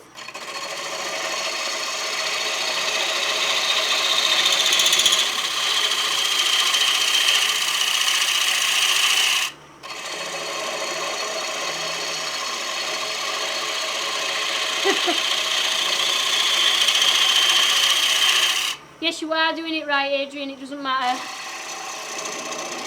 Jennifer's dead right. You throw away more than you keep. It's kind of heartbreaking, really.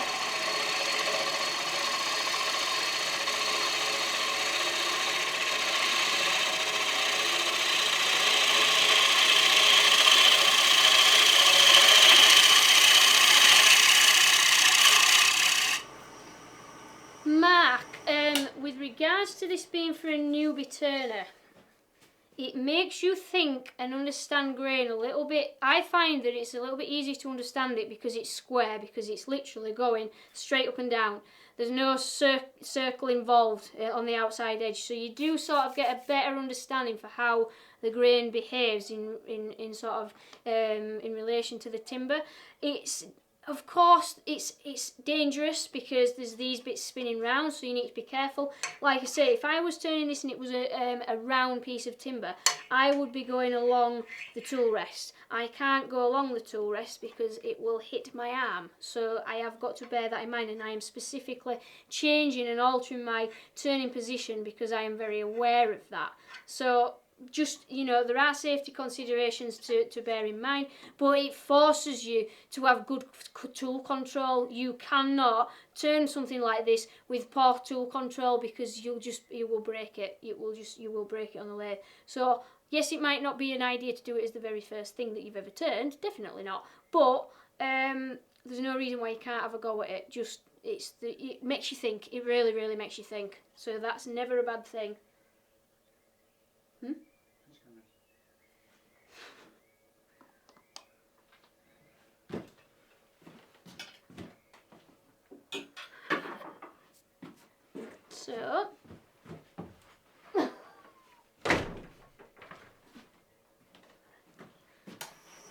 So we'll carry on getting some of this out of the middle. Now another thing that might happen, and especially with timbers like ash and oak, sorry I keep getting my head in the way, you need to be careful when you're turning this middle section here.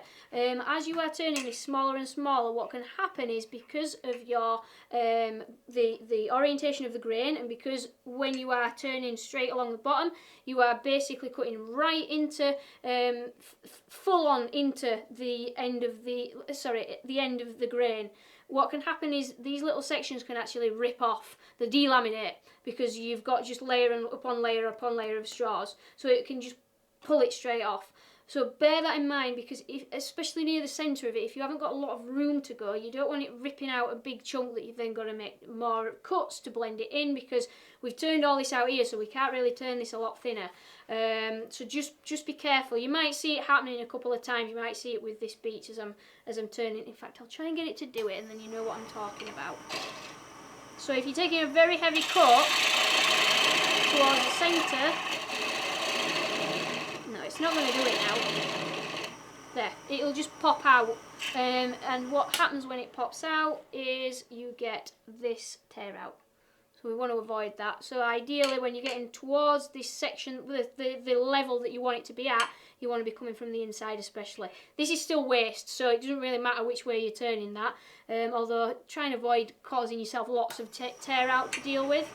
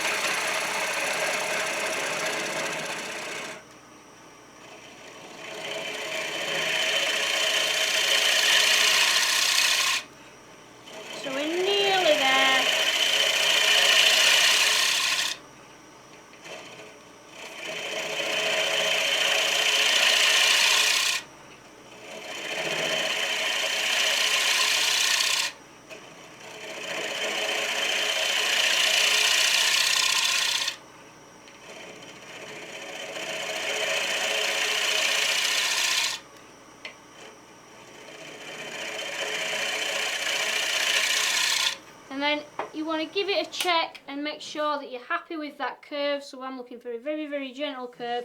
Still got a little bit of a bump in the centre, but we're starting to get some tear out. So I'm going to, just move that out of the way, Just going to move the tool rest in a little bit. I'm just going to change the orientation of it, and I'm going to now close off that flute. So I'm really rolling the chisel over so that really there's no bevel rubbing, and I'm going to start doing some scraping cuts just to start to get some of that tear out of the way and just to finish off that section.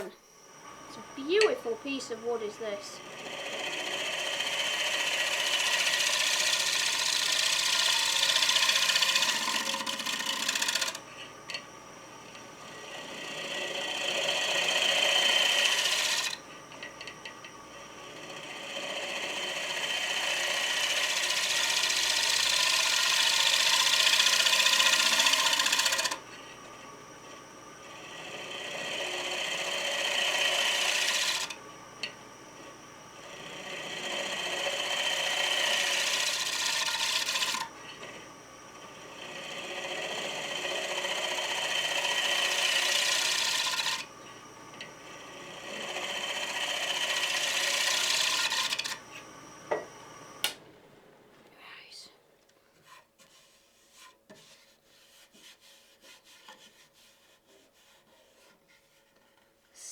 Smidgen more, just that area, that's that. It's not flat, it's more of a bump. That should do it. That should be it.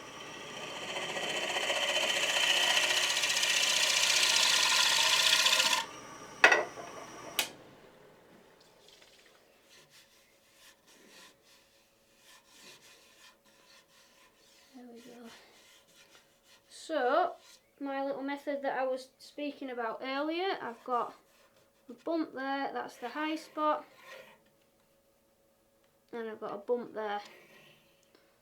So that just gives me a visual reference now for just scraping that away and just blending it in. We've just got those two high spots to get rid of, and that will still show up once it's rotating.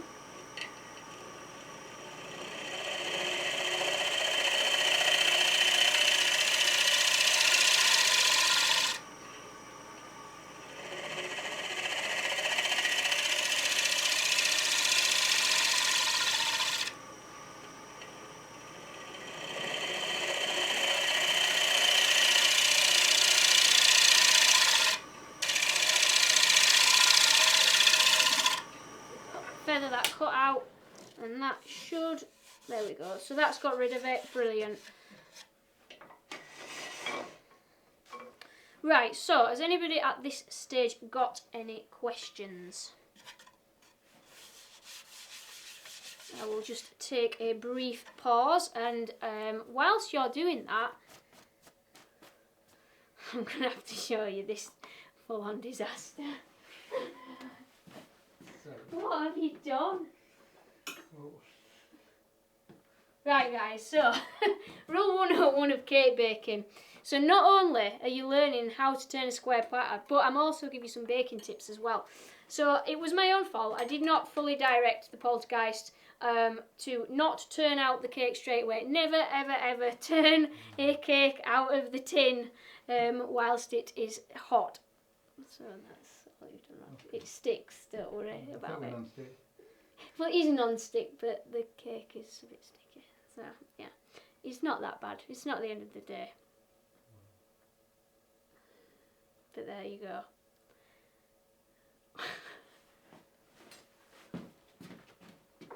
In fact, we can't really sand because we've got a... I need to sand this, so... Sorry. We'll have to just... 2 seconds. Let's have a look. Has anybody got any questions first? Let's have a look. It is what? Whoa, whoa, whoa, whoa, whoa, whoa, whoa! Who's mentioning golden syrup here? Steady on. Oh, that's all right. If it's with you weirdo. If it's with the Yorkshire pudding, that's very bizarre. I'm thinking that you were going to say putting golden syrup in parkin. That's the Lancashire version of parkin. There are 2 different types. The Yorkshire one has black treacle in it. The Lancashire one has golden syrup in it.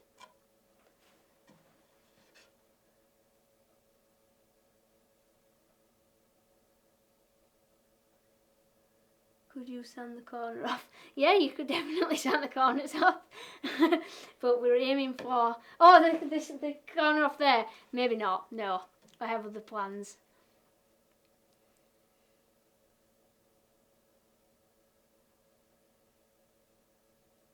I don't think... What wood is that? I just saw one person ask... The one question that's not about food. What wood is that? It is red beech. It is or flamed red beech. There's not much flaming in this, but it is flame red beech. You can see a little bit more on the underside, which will show up when I take it off the lathe. But yes, that's its beech. You want to be very, very careful, and as I said right at the start of the demo, you must be careful what timber choices that you make if you are going to be using it for food, because even if you do use a food safe finish, if you are going to be putting anything on it or using any kitchen utensils such as knives for cutting things on it or anything that can scrape it, once that surface has been scraped off, you are exposing the timber, and if the timber is not classed as something which is suitable for foods, then you might have a bit of a problem. Basically, two or three of the main woods that are used in for food.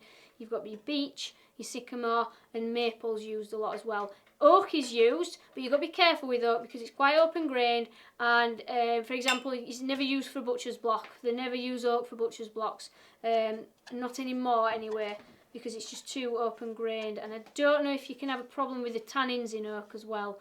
So you have got to be very careful with your timber choice. But beech, sycamore, you're sorted. The parking is behind me, James.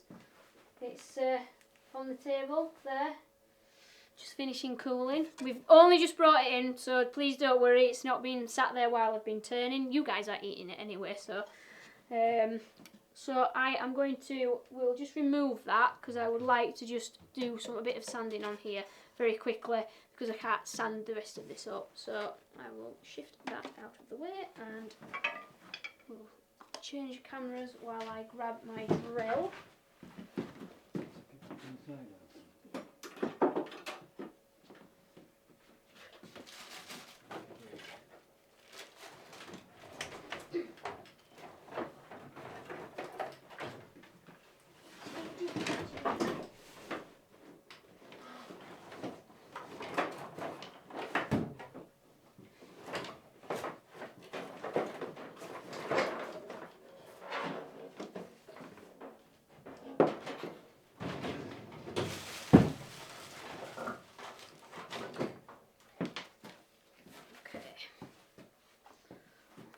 So I have, this is literally my drill, Ryobi, there we go, and that is my power sanding drill.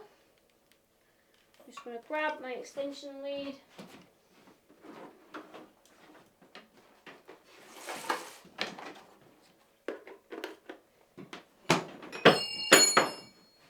That wasn't the lathe, that was other things.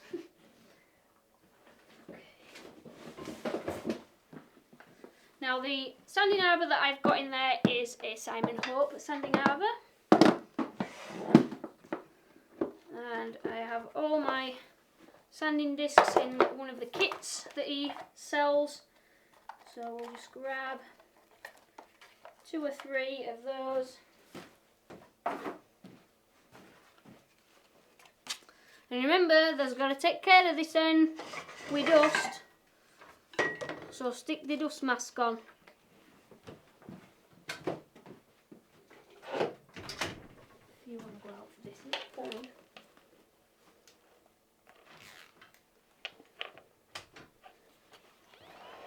Right, so don't fit over my bun. There we go. Okay, so this is a JSP power cap. It's an aerated safety face shield.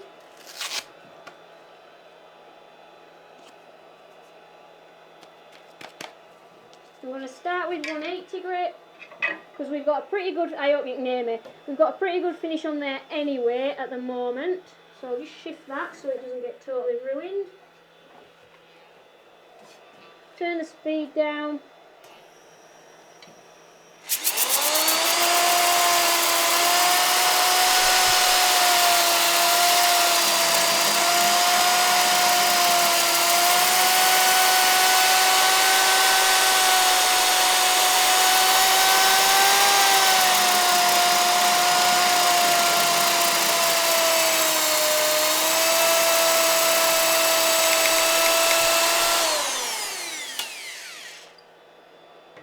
Like that.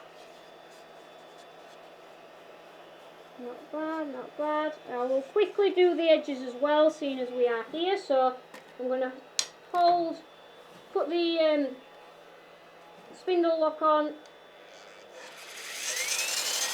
Just very carefully apply the drill to the edge. Trying to keep it level and flat as much as possible.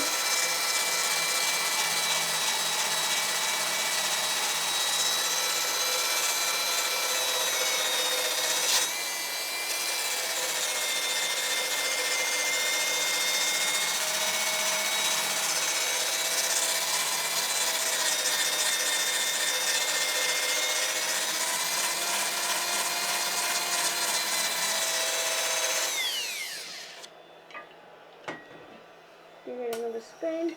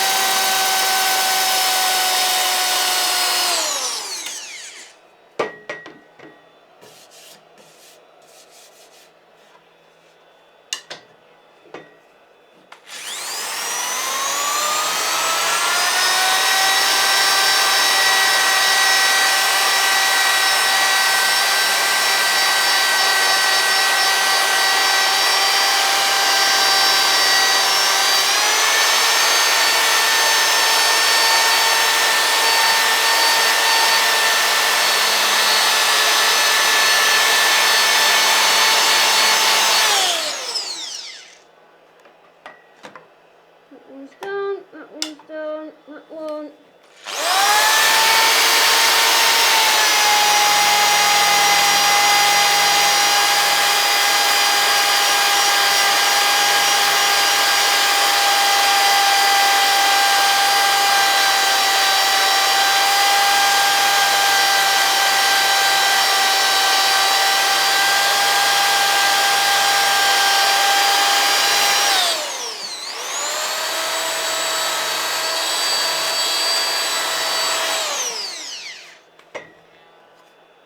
Last face.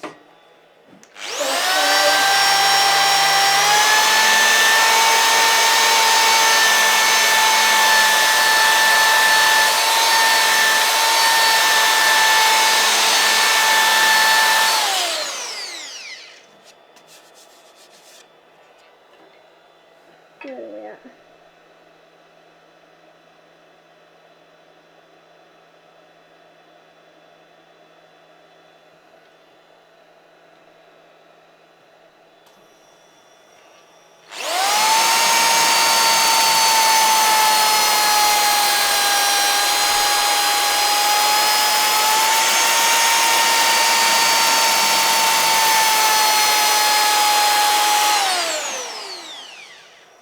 So I'll go up to the 240.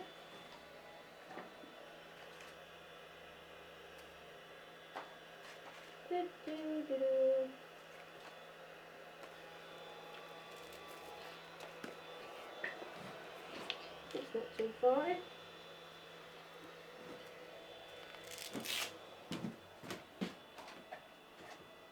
That's it.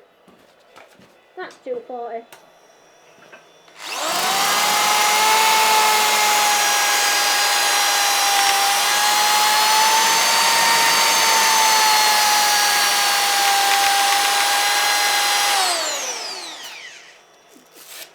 You also want to make sure, guys, that you go around each of the edges with each grit as you go up. Sorry, I'm losing my face mask because it's slipping over my hair. So go through each one and go through the edge. I'm not going to do that because there's no point in standing there and watching that. You get the idea. So I'll just do one last rotation with the 320 grit, and that's what we'll leave it at for today. And then I can just put some oil on there so you can actually see the grain.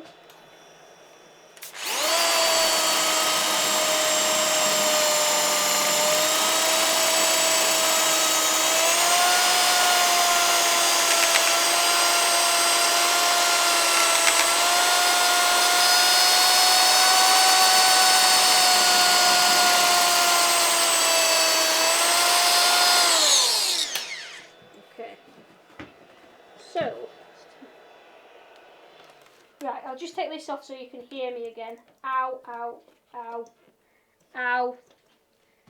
I have managed to shut my hair in the lock. Right.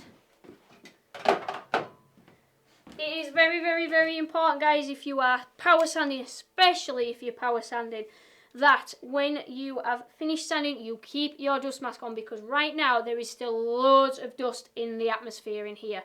So, and that is the same, let me just, so you can see me again. So you need to keep your dust mask on. I have taken it off because, like I always say at the start of demonstrations, I struggle to demonstrate with a full face shield on. I find that it disconnects me from the people that are watching, which is why I don't wear one only for demos. I always wear one in the workshop. That's why I bought that with 2 batteries, because I can just constantly keep interchanging them. So right now this is pretty full of dust, so keep your PPE on. So normally I would go and sand this to at least 400 grit, but we will stick to this 320 at the moment, just so that I can get some oil on there, just so that you can see the grain, because it would be such a shame not to.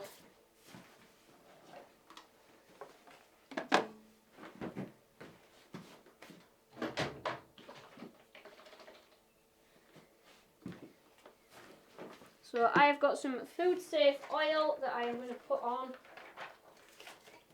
with a clean piece of safety cloth.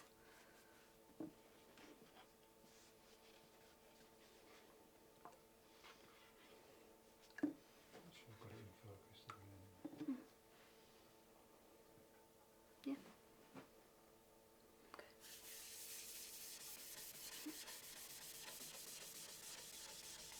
I'm going to get a nice good few coats on there. So I'm just going to put the one on for now. I am coating the edges, even though they do need further sanding.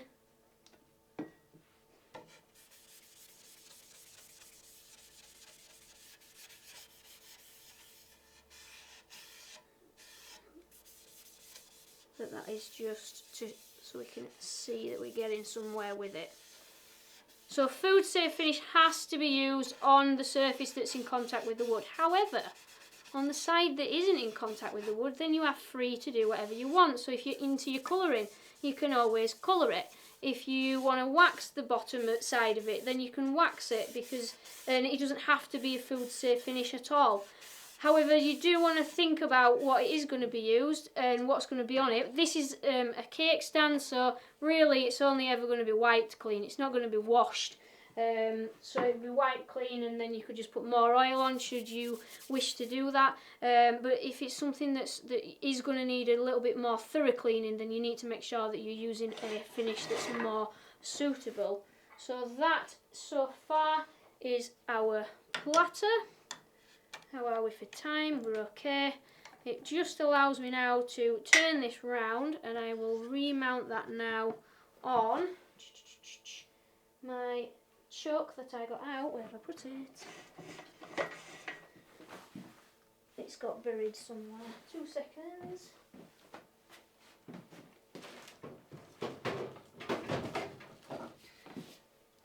So this is just a piece of MDF which has got a little faceplate on the back that's tapered so that it can be put into your jar. So it's a dovetail faceplate screwed on there. You don't need a metal one. You can take a scrap piece of wood, you can turn it so it's got a flat face, put this on the back so that it can go into the jaws of your chuck, and then that's just got some foam glued onto the surface. And that means that we can put this back onto the lathe just to turn the back and get rid of that foot, which is why I wanted to do the sanding of the front. Okay, now I'm going to change what I have in the tailstock. So at the moment I've got a stem centre in the tailstock. I'm going to put my knuckle up there. And I'm going to put a cone centre in there.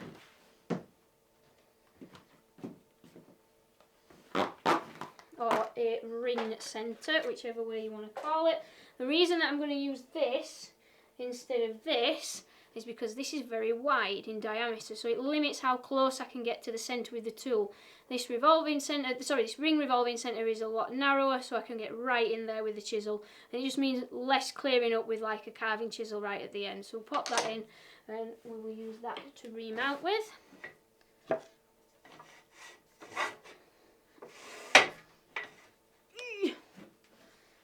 Gosh, these bed bars need some oiling.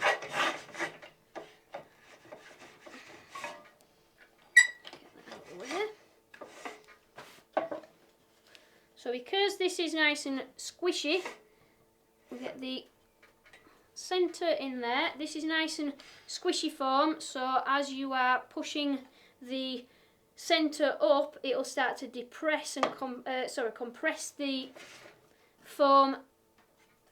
So and that's what provides you with the grip on the headstock. Be careful if you've turned something very thin. If you put too much pressure with the tailstock, it's potentially going to snap it. So be very careful not to overdo it. You do not want to tighten this up absolutely loads by any means at all. Now these are razor sharp at these edges. If you want to knock them down a little bit with some abrasive, then it's probably not a bad idea because they are super, super sharp. But I just want to turn the majority of this down now. So I'm going to go back to the 1/4 inch bow gouge.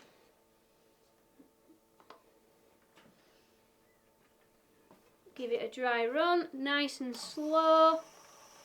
And we want to keep this fairly steady really. You don't need to be firing in at 2000 RPM.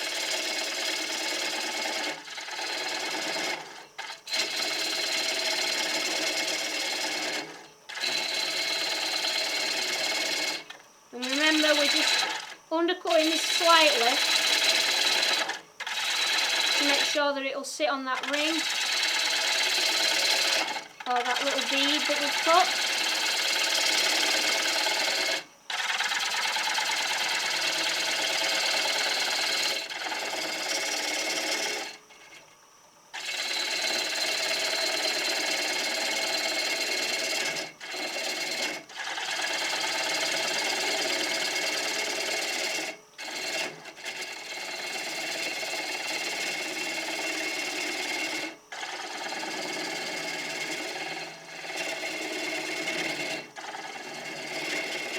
And that's really now allowed me to get quite close in there. I'm going to do a couple of blending cuts.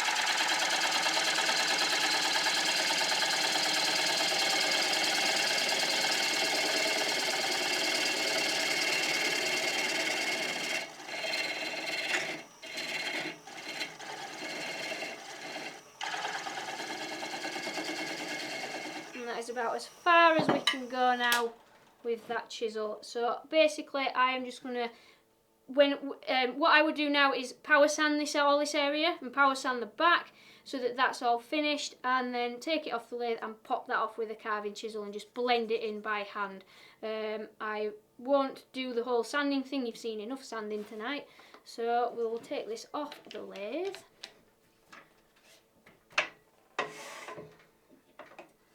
And there we go, and that will leave us just with our last little bit that we want to do. So, in fact, I will just nip these corners off slightly.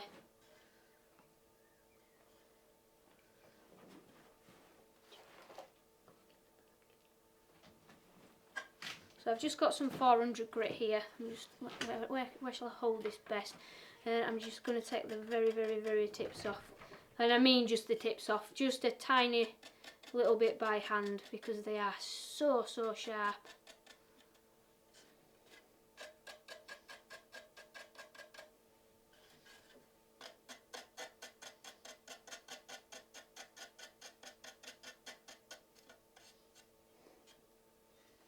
That should do us.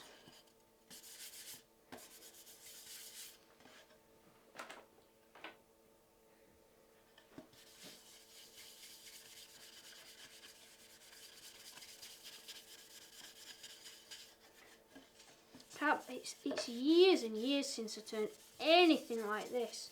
It's actually quite nice, to be honest. fact, I'm talking to the wrong camera here, aren't we? So we've just got one last little bit to do.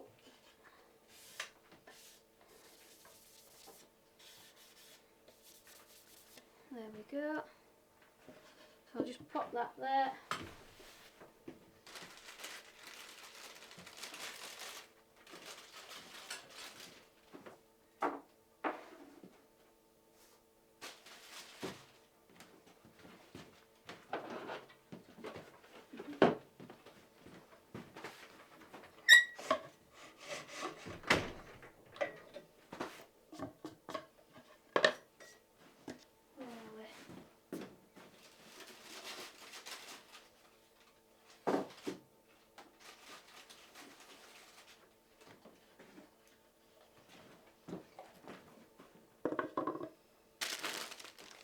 Now then.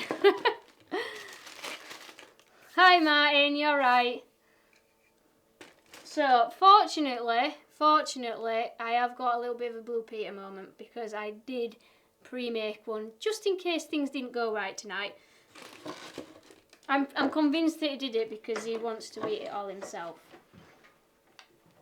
So, are you eating it? You are and all, you monkey.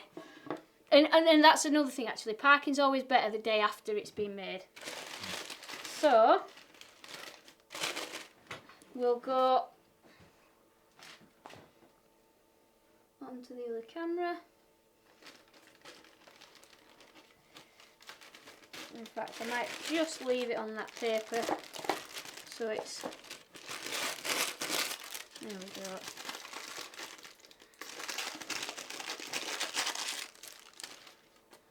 And that's another thing you can always do if you're not sure about your food safe capabilities of a finish that you're using, or if you're not sure about the timber, just put something on underneath it. Just put some paper, some greaseproof, or a doily, or something like that, just so that there's some separation between it. But there is our parking on our square platter, if I can hold it up.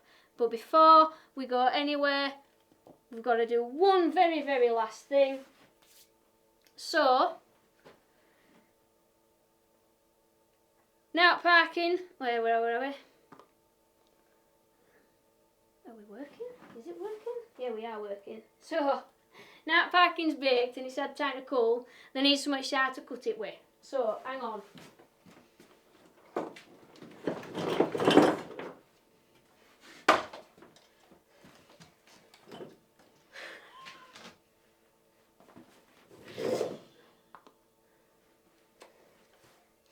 Calm this end down, I'm only laking with you.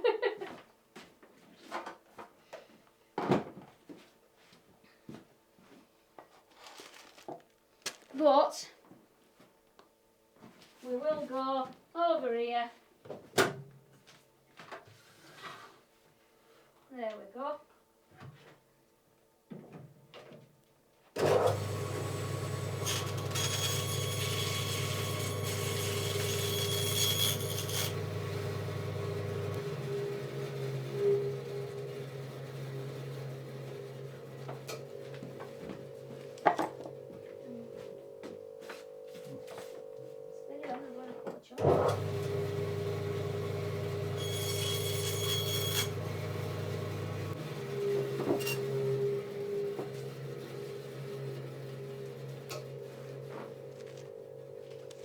There we go.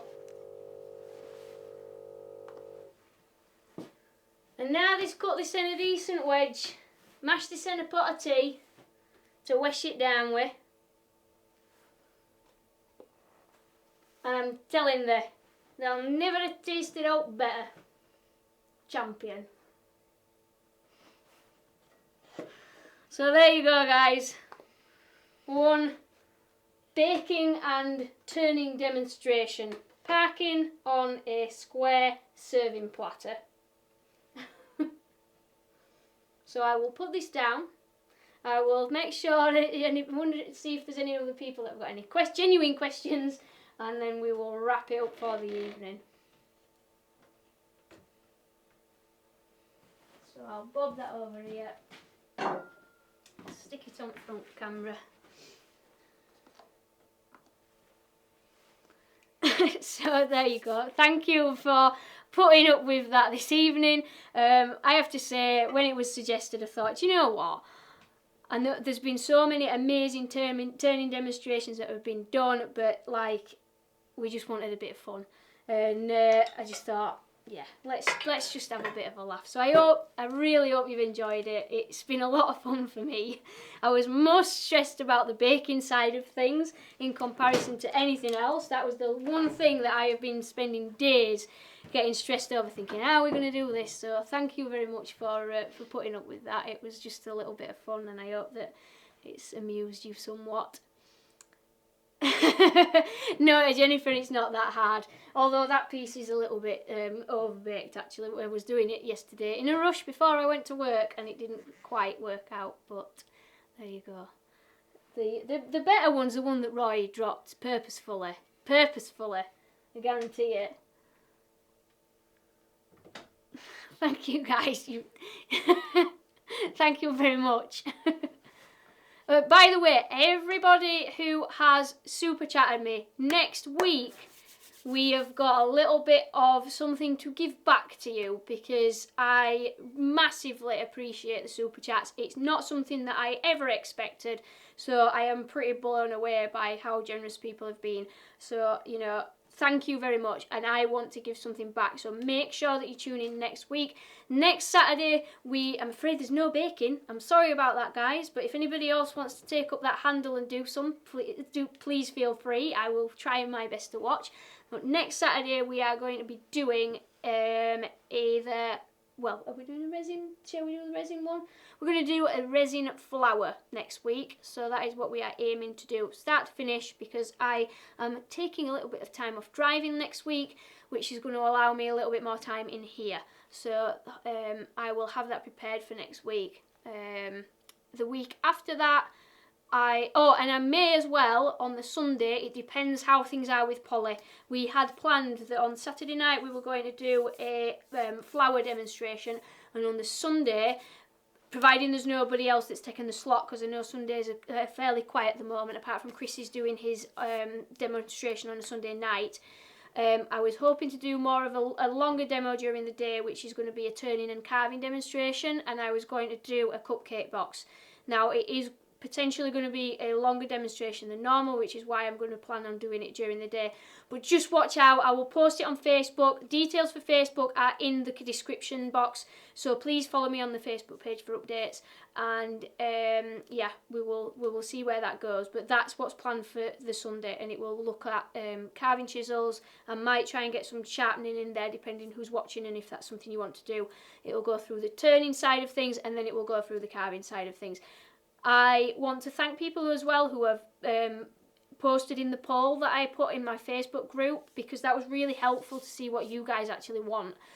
So a lot of people are looking at wanting to do texturing with carving chisels. So if we can do the carving on the Sunday, depending on how Polly is, then that will be a start. But then I will do an evening demonstration later on, or at some point, I don't know when, and we will look specifically at texturing on something with carving chisels and the different sort of effects I suppose, that you can achieve with carving chisels.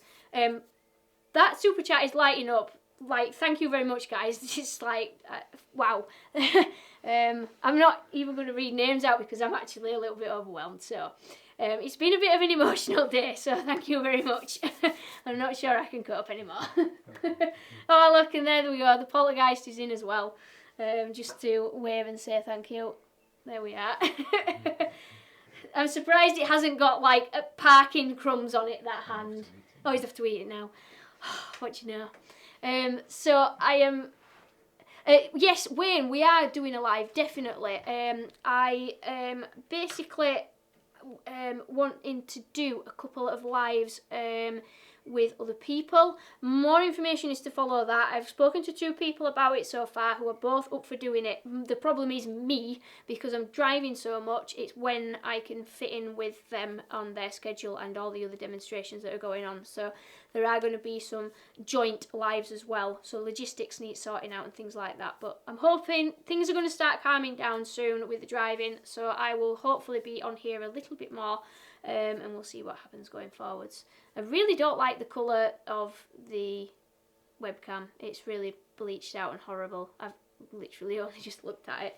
I'm going to have to take this hat off as well because it's, my head's itching. Although I've got hat hair, so I can't do it. I've got a ring of squashed hair. I'm gutted that I missed. I've just seen Andy's post. I'm gutted that I missed Ed and Martin's demos today. Ed's I was still asleep because I finished this morning at about 6 o'clock. 6 o'clock this morning. I was in bed for 6:30. So Ed's didn't see it at all. So I've got lots of catching up to do, and I'm gutted about Martin's as well because I like the whole burning patterns and things like that. So yes.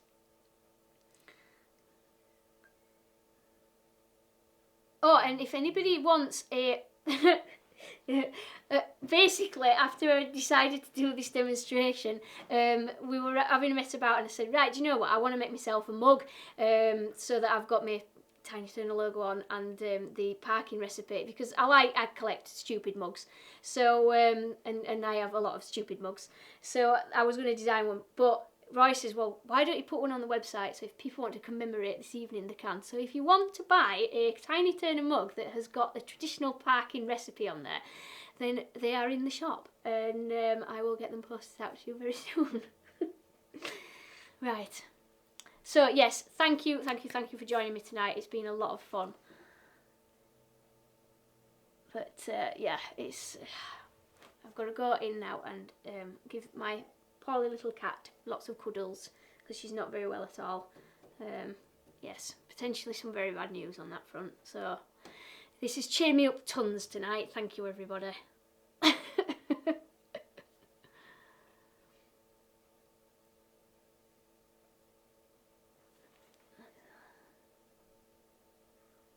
And if anybody wants any further instruction, by the way, on how to speak Yorkshire, I'm also working... that is a video I was working on a while ago, and then I sacked it off because I kind of thought, no, people aren't going to get it, but I might actually finish doing it. Just the odd phrases. I love being Yorkshire. I'm very proud from being from Yorkshire. Anybody that's met me and anybody knows me will know that. So, yeah, I might just do some phrases.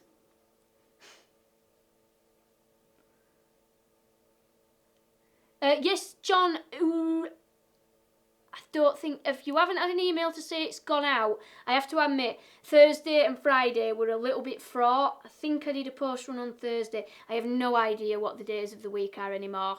They are just all merged into one. I get out of the truck, I go to bed, and then I get up, and then I'm back in the truck about 5 hours later. So, Friday I got really late, so I apologise if I haven't sent your order out this week. Anybody that ordered, I think on Thursday, it didn't go out yesterday. I just didn't get time to do it. So if you haven't had an email, John, to say it's been sent, yes, definitely I will add it to your order. I can't even talk anymore. No email to say. Oh, yes, of course. No, it hasn't gone yet, because yeah, it hasn't gone yet, John. Oh, yes. I have a gift for you as well. That you will have a care package. So, yes, you can definitely add to that order. If what you'll have to do is put it in, and I'll refund you the postage, basically. So, we'll do that. I'll just refund it. There's no issue. But, yeah, you've got a full care package coming, John. And I'm sorry, I can't send any parking out in the post because... first of all, I don't think you're allowed, and secondly, the amount of length of time it's taken for the post to get to people, it will probably have gone off, or be like a brick. So, yeah. Oh, the turned acorns, yes, Simon, these come up in every demonstration where I wear them in the end. I have not turned them myself. I like buying other people's and other artists' work, and these are pieces of art by... his name's gone out of my head. Tony Kitchen. He is amazing at turning, and these are actually threaded boxes. There you go. So I might not be able to get it to focus on there, but that is a threaded box. Tiny little thread. He's awesome, is Tony. So it's something else, it's that, but thank you very much. But I saw these, fell in love with them, and I just had to buy them off him. And they have another pair as well, about 2 pairs.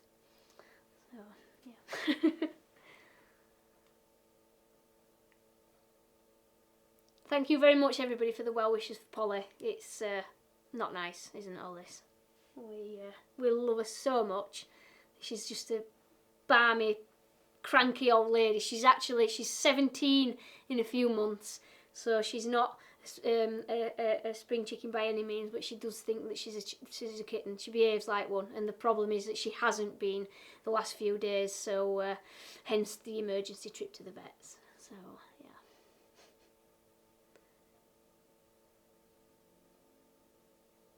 Leisure, that's a really good idea actually. I might just load 44 tonnes worth of parking up on a wagon and just go countrywide and deliver it. I think that's a great idea.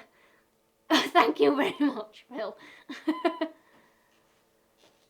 Greetings from Mexico. Thank you for sticking by. I'm amazed that you've managed to last it. Well done. Because the beginning of this might have just gone straight over your head. Or most people's heads. Nice one. Yes, she is amazing, John. She's an absolute little legend. And that's another video that I'm working on at the moment, because whenever I make a video, I always get invaded by Polly. So I'm putting together all the different invasions, and it's proving to be quite a lot. So that'll be a fun little video when it's done. Just not getting any time to edit at the moment. Martin, I don't think I'll be baking again. That was stressful to do, but I did enjoy it. But hey, like I say, if anybody else wants to take up the mantle and do a speciality from where they are from, I think that you should do that, definitely. It would be good fun. Oh, thank you very much to Ollie the cat, who is also 17. Yeah. Right then, guys. Well, if there are no other questions, I will sign off. There is another turning demonstration going on at the moment, which is about an hour in, by Nick the Flaming Turner, if anybody wants to bob over there. I will put in the description box the things that I've used tonight so that people are aware of what we've gone through. Finish wise, I have used a food safe oil, but there is a much bigger selection of food safe finishes on Martin Saban-Smith's website Hampshire Sheen. So if you go on there, Martin's a food safe approved, so you've got a bit more option on there as well. And yeah, just be careful with the timber that you select. I'm very glad that I looked relaxed, Leisure, because I was not relaxed at all. Night, Debbie. See you later, Caitlin. Oh, by the way, I PM'd you a little while ago, a few days ago. Don't have a read of it and get back to me if you will, Caitlin. All good, all good. Stevie, yeah, Stevie next week.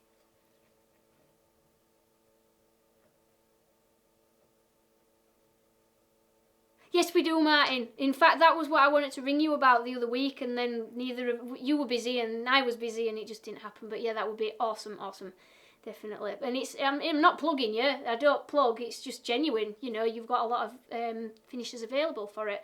So yeah, it's all good. Good night, John. Yes, brilliant, Caitlin. I'm really sorry I've been rubbish with chat tonight. I will. Yeah, you can definitely get the parking recipe in the USA. Definitely. I might have to do conversions because you guys work on cups and all sorts, and I don't understand all that. We just use pounds and ounces. Oh well, we did. We're supposed to use grams and all that rubbish now. Give me a ring tomorrow, pet. I'll give you a bell in... Well, it won't be in the morning. I'll give you a bell tomorrow. Good night, Ted. Right, that's me. I am done. Thank you so much, everybody, and see you next week. And I will see a lot of you in chats when we hijack other demonstrations like we did with poor Martin. So yes, I will see you sometime during the week as well. Good night, everybody. Take care, and thank you. Ta-ra!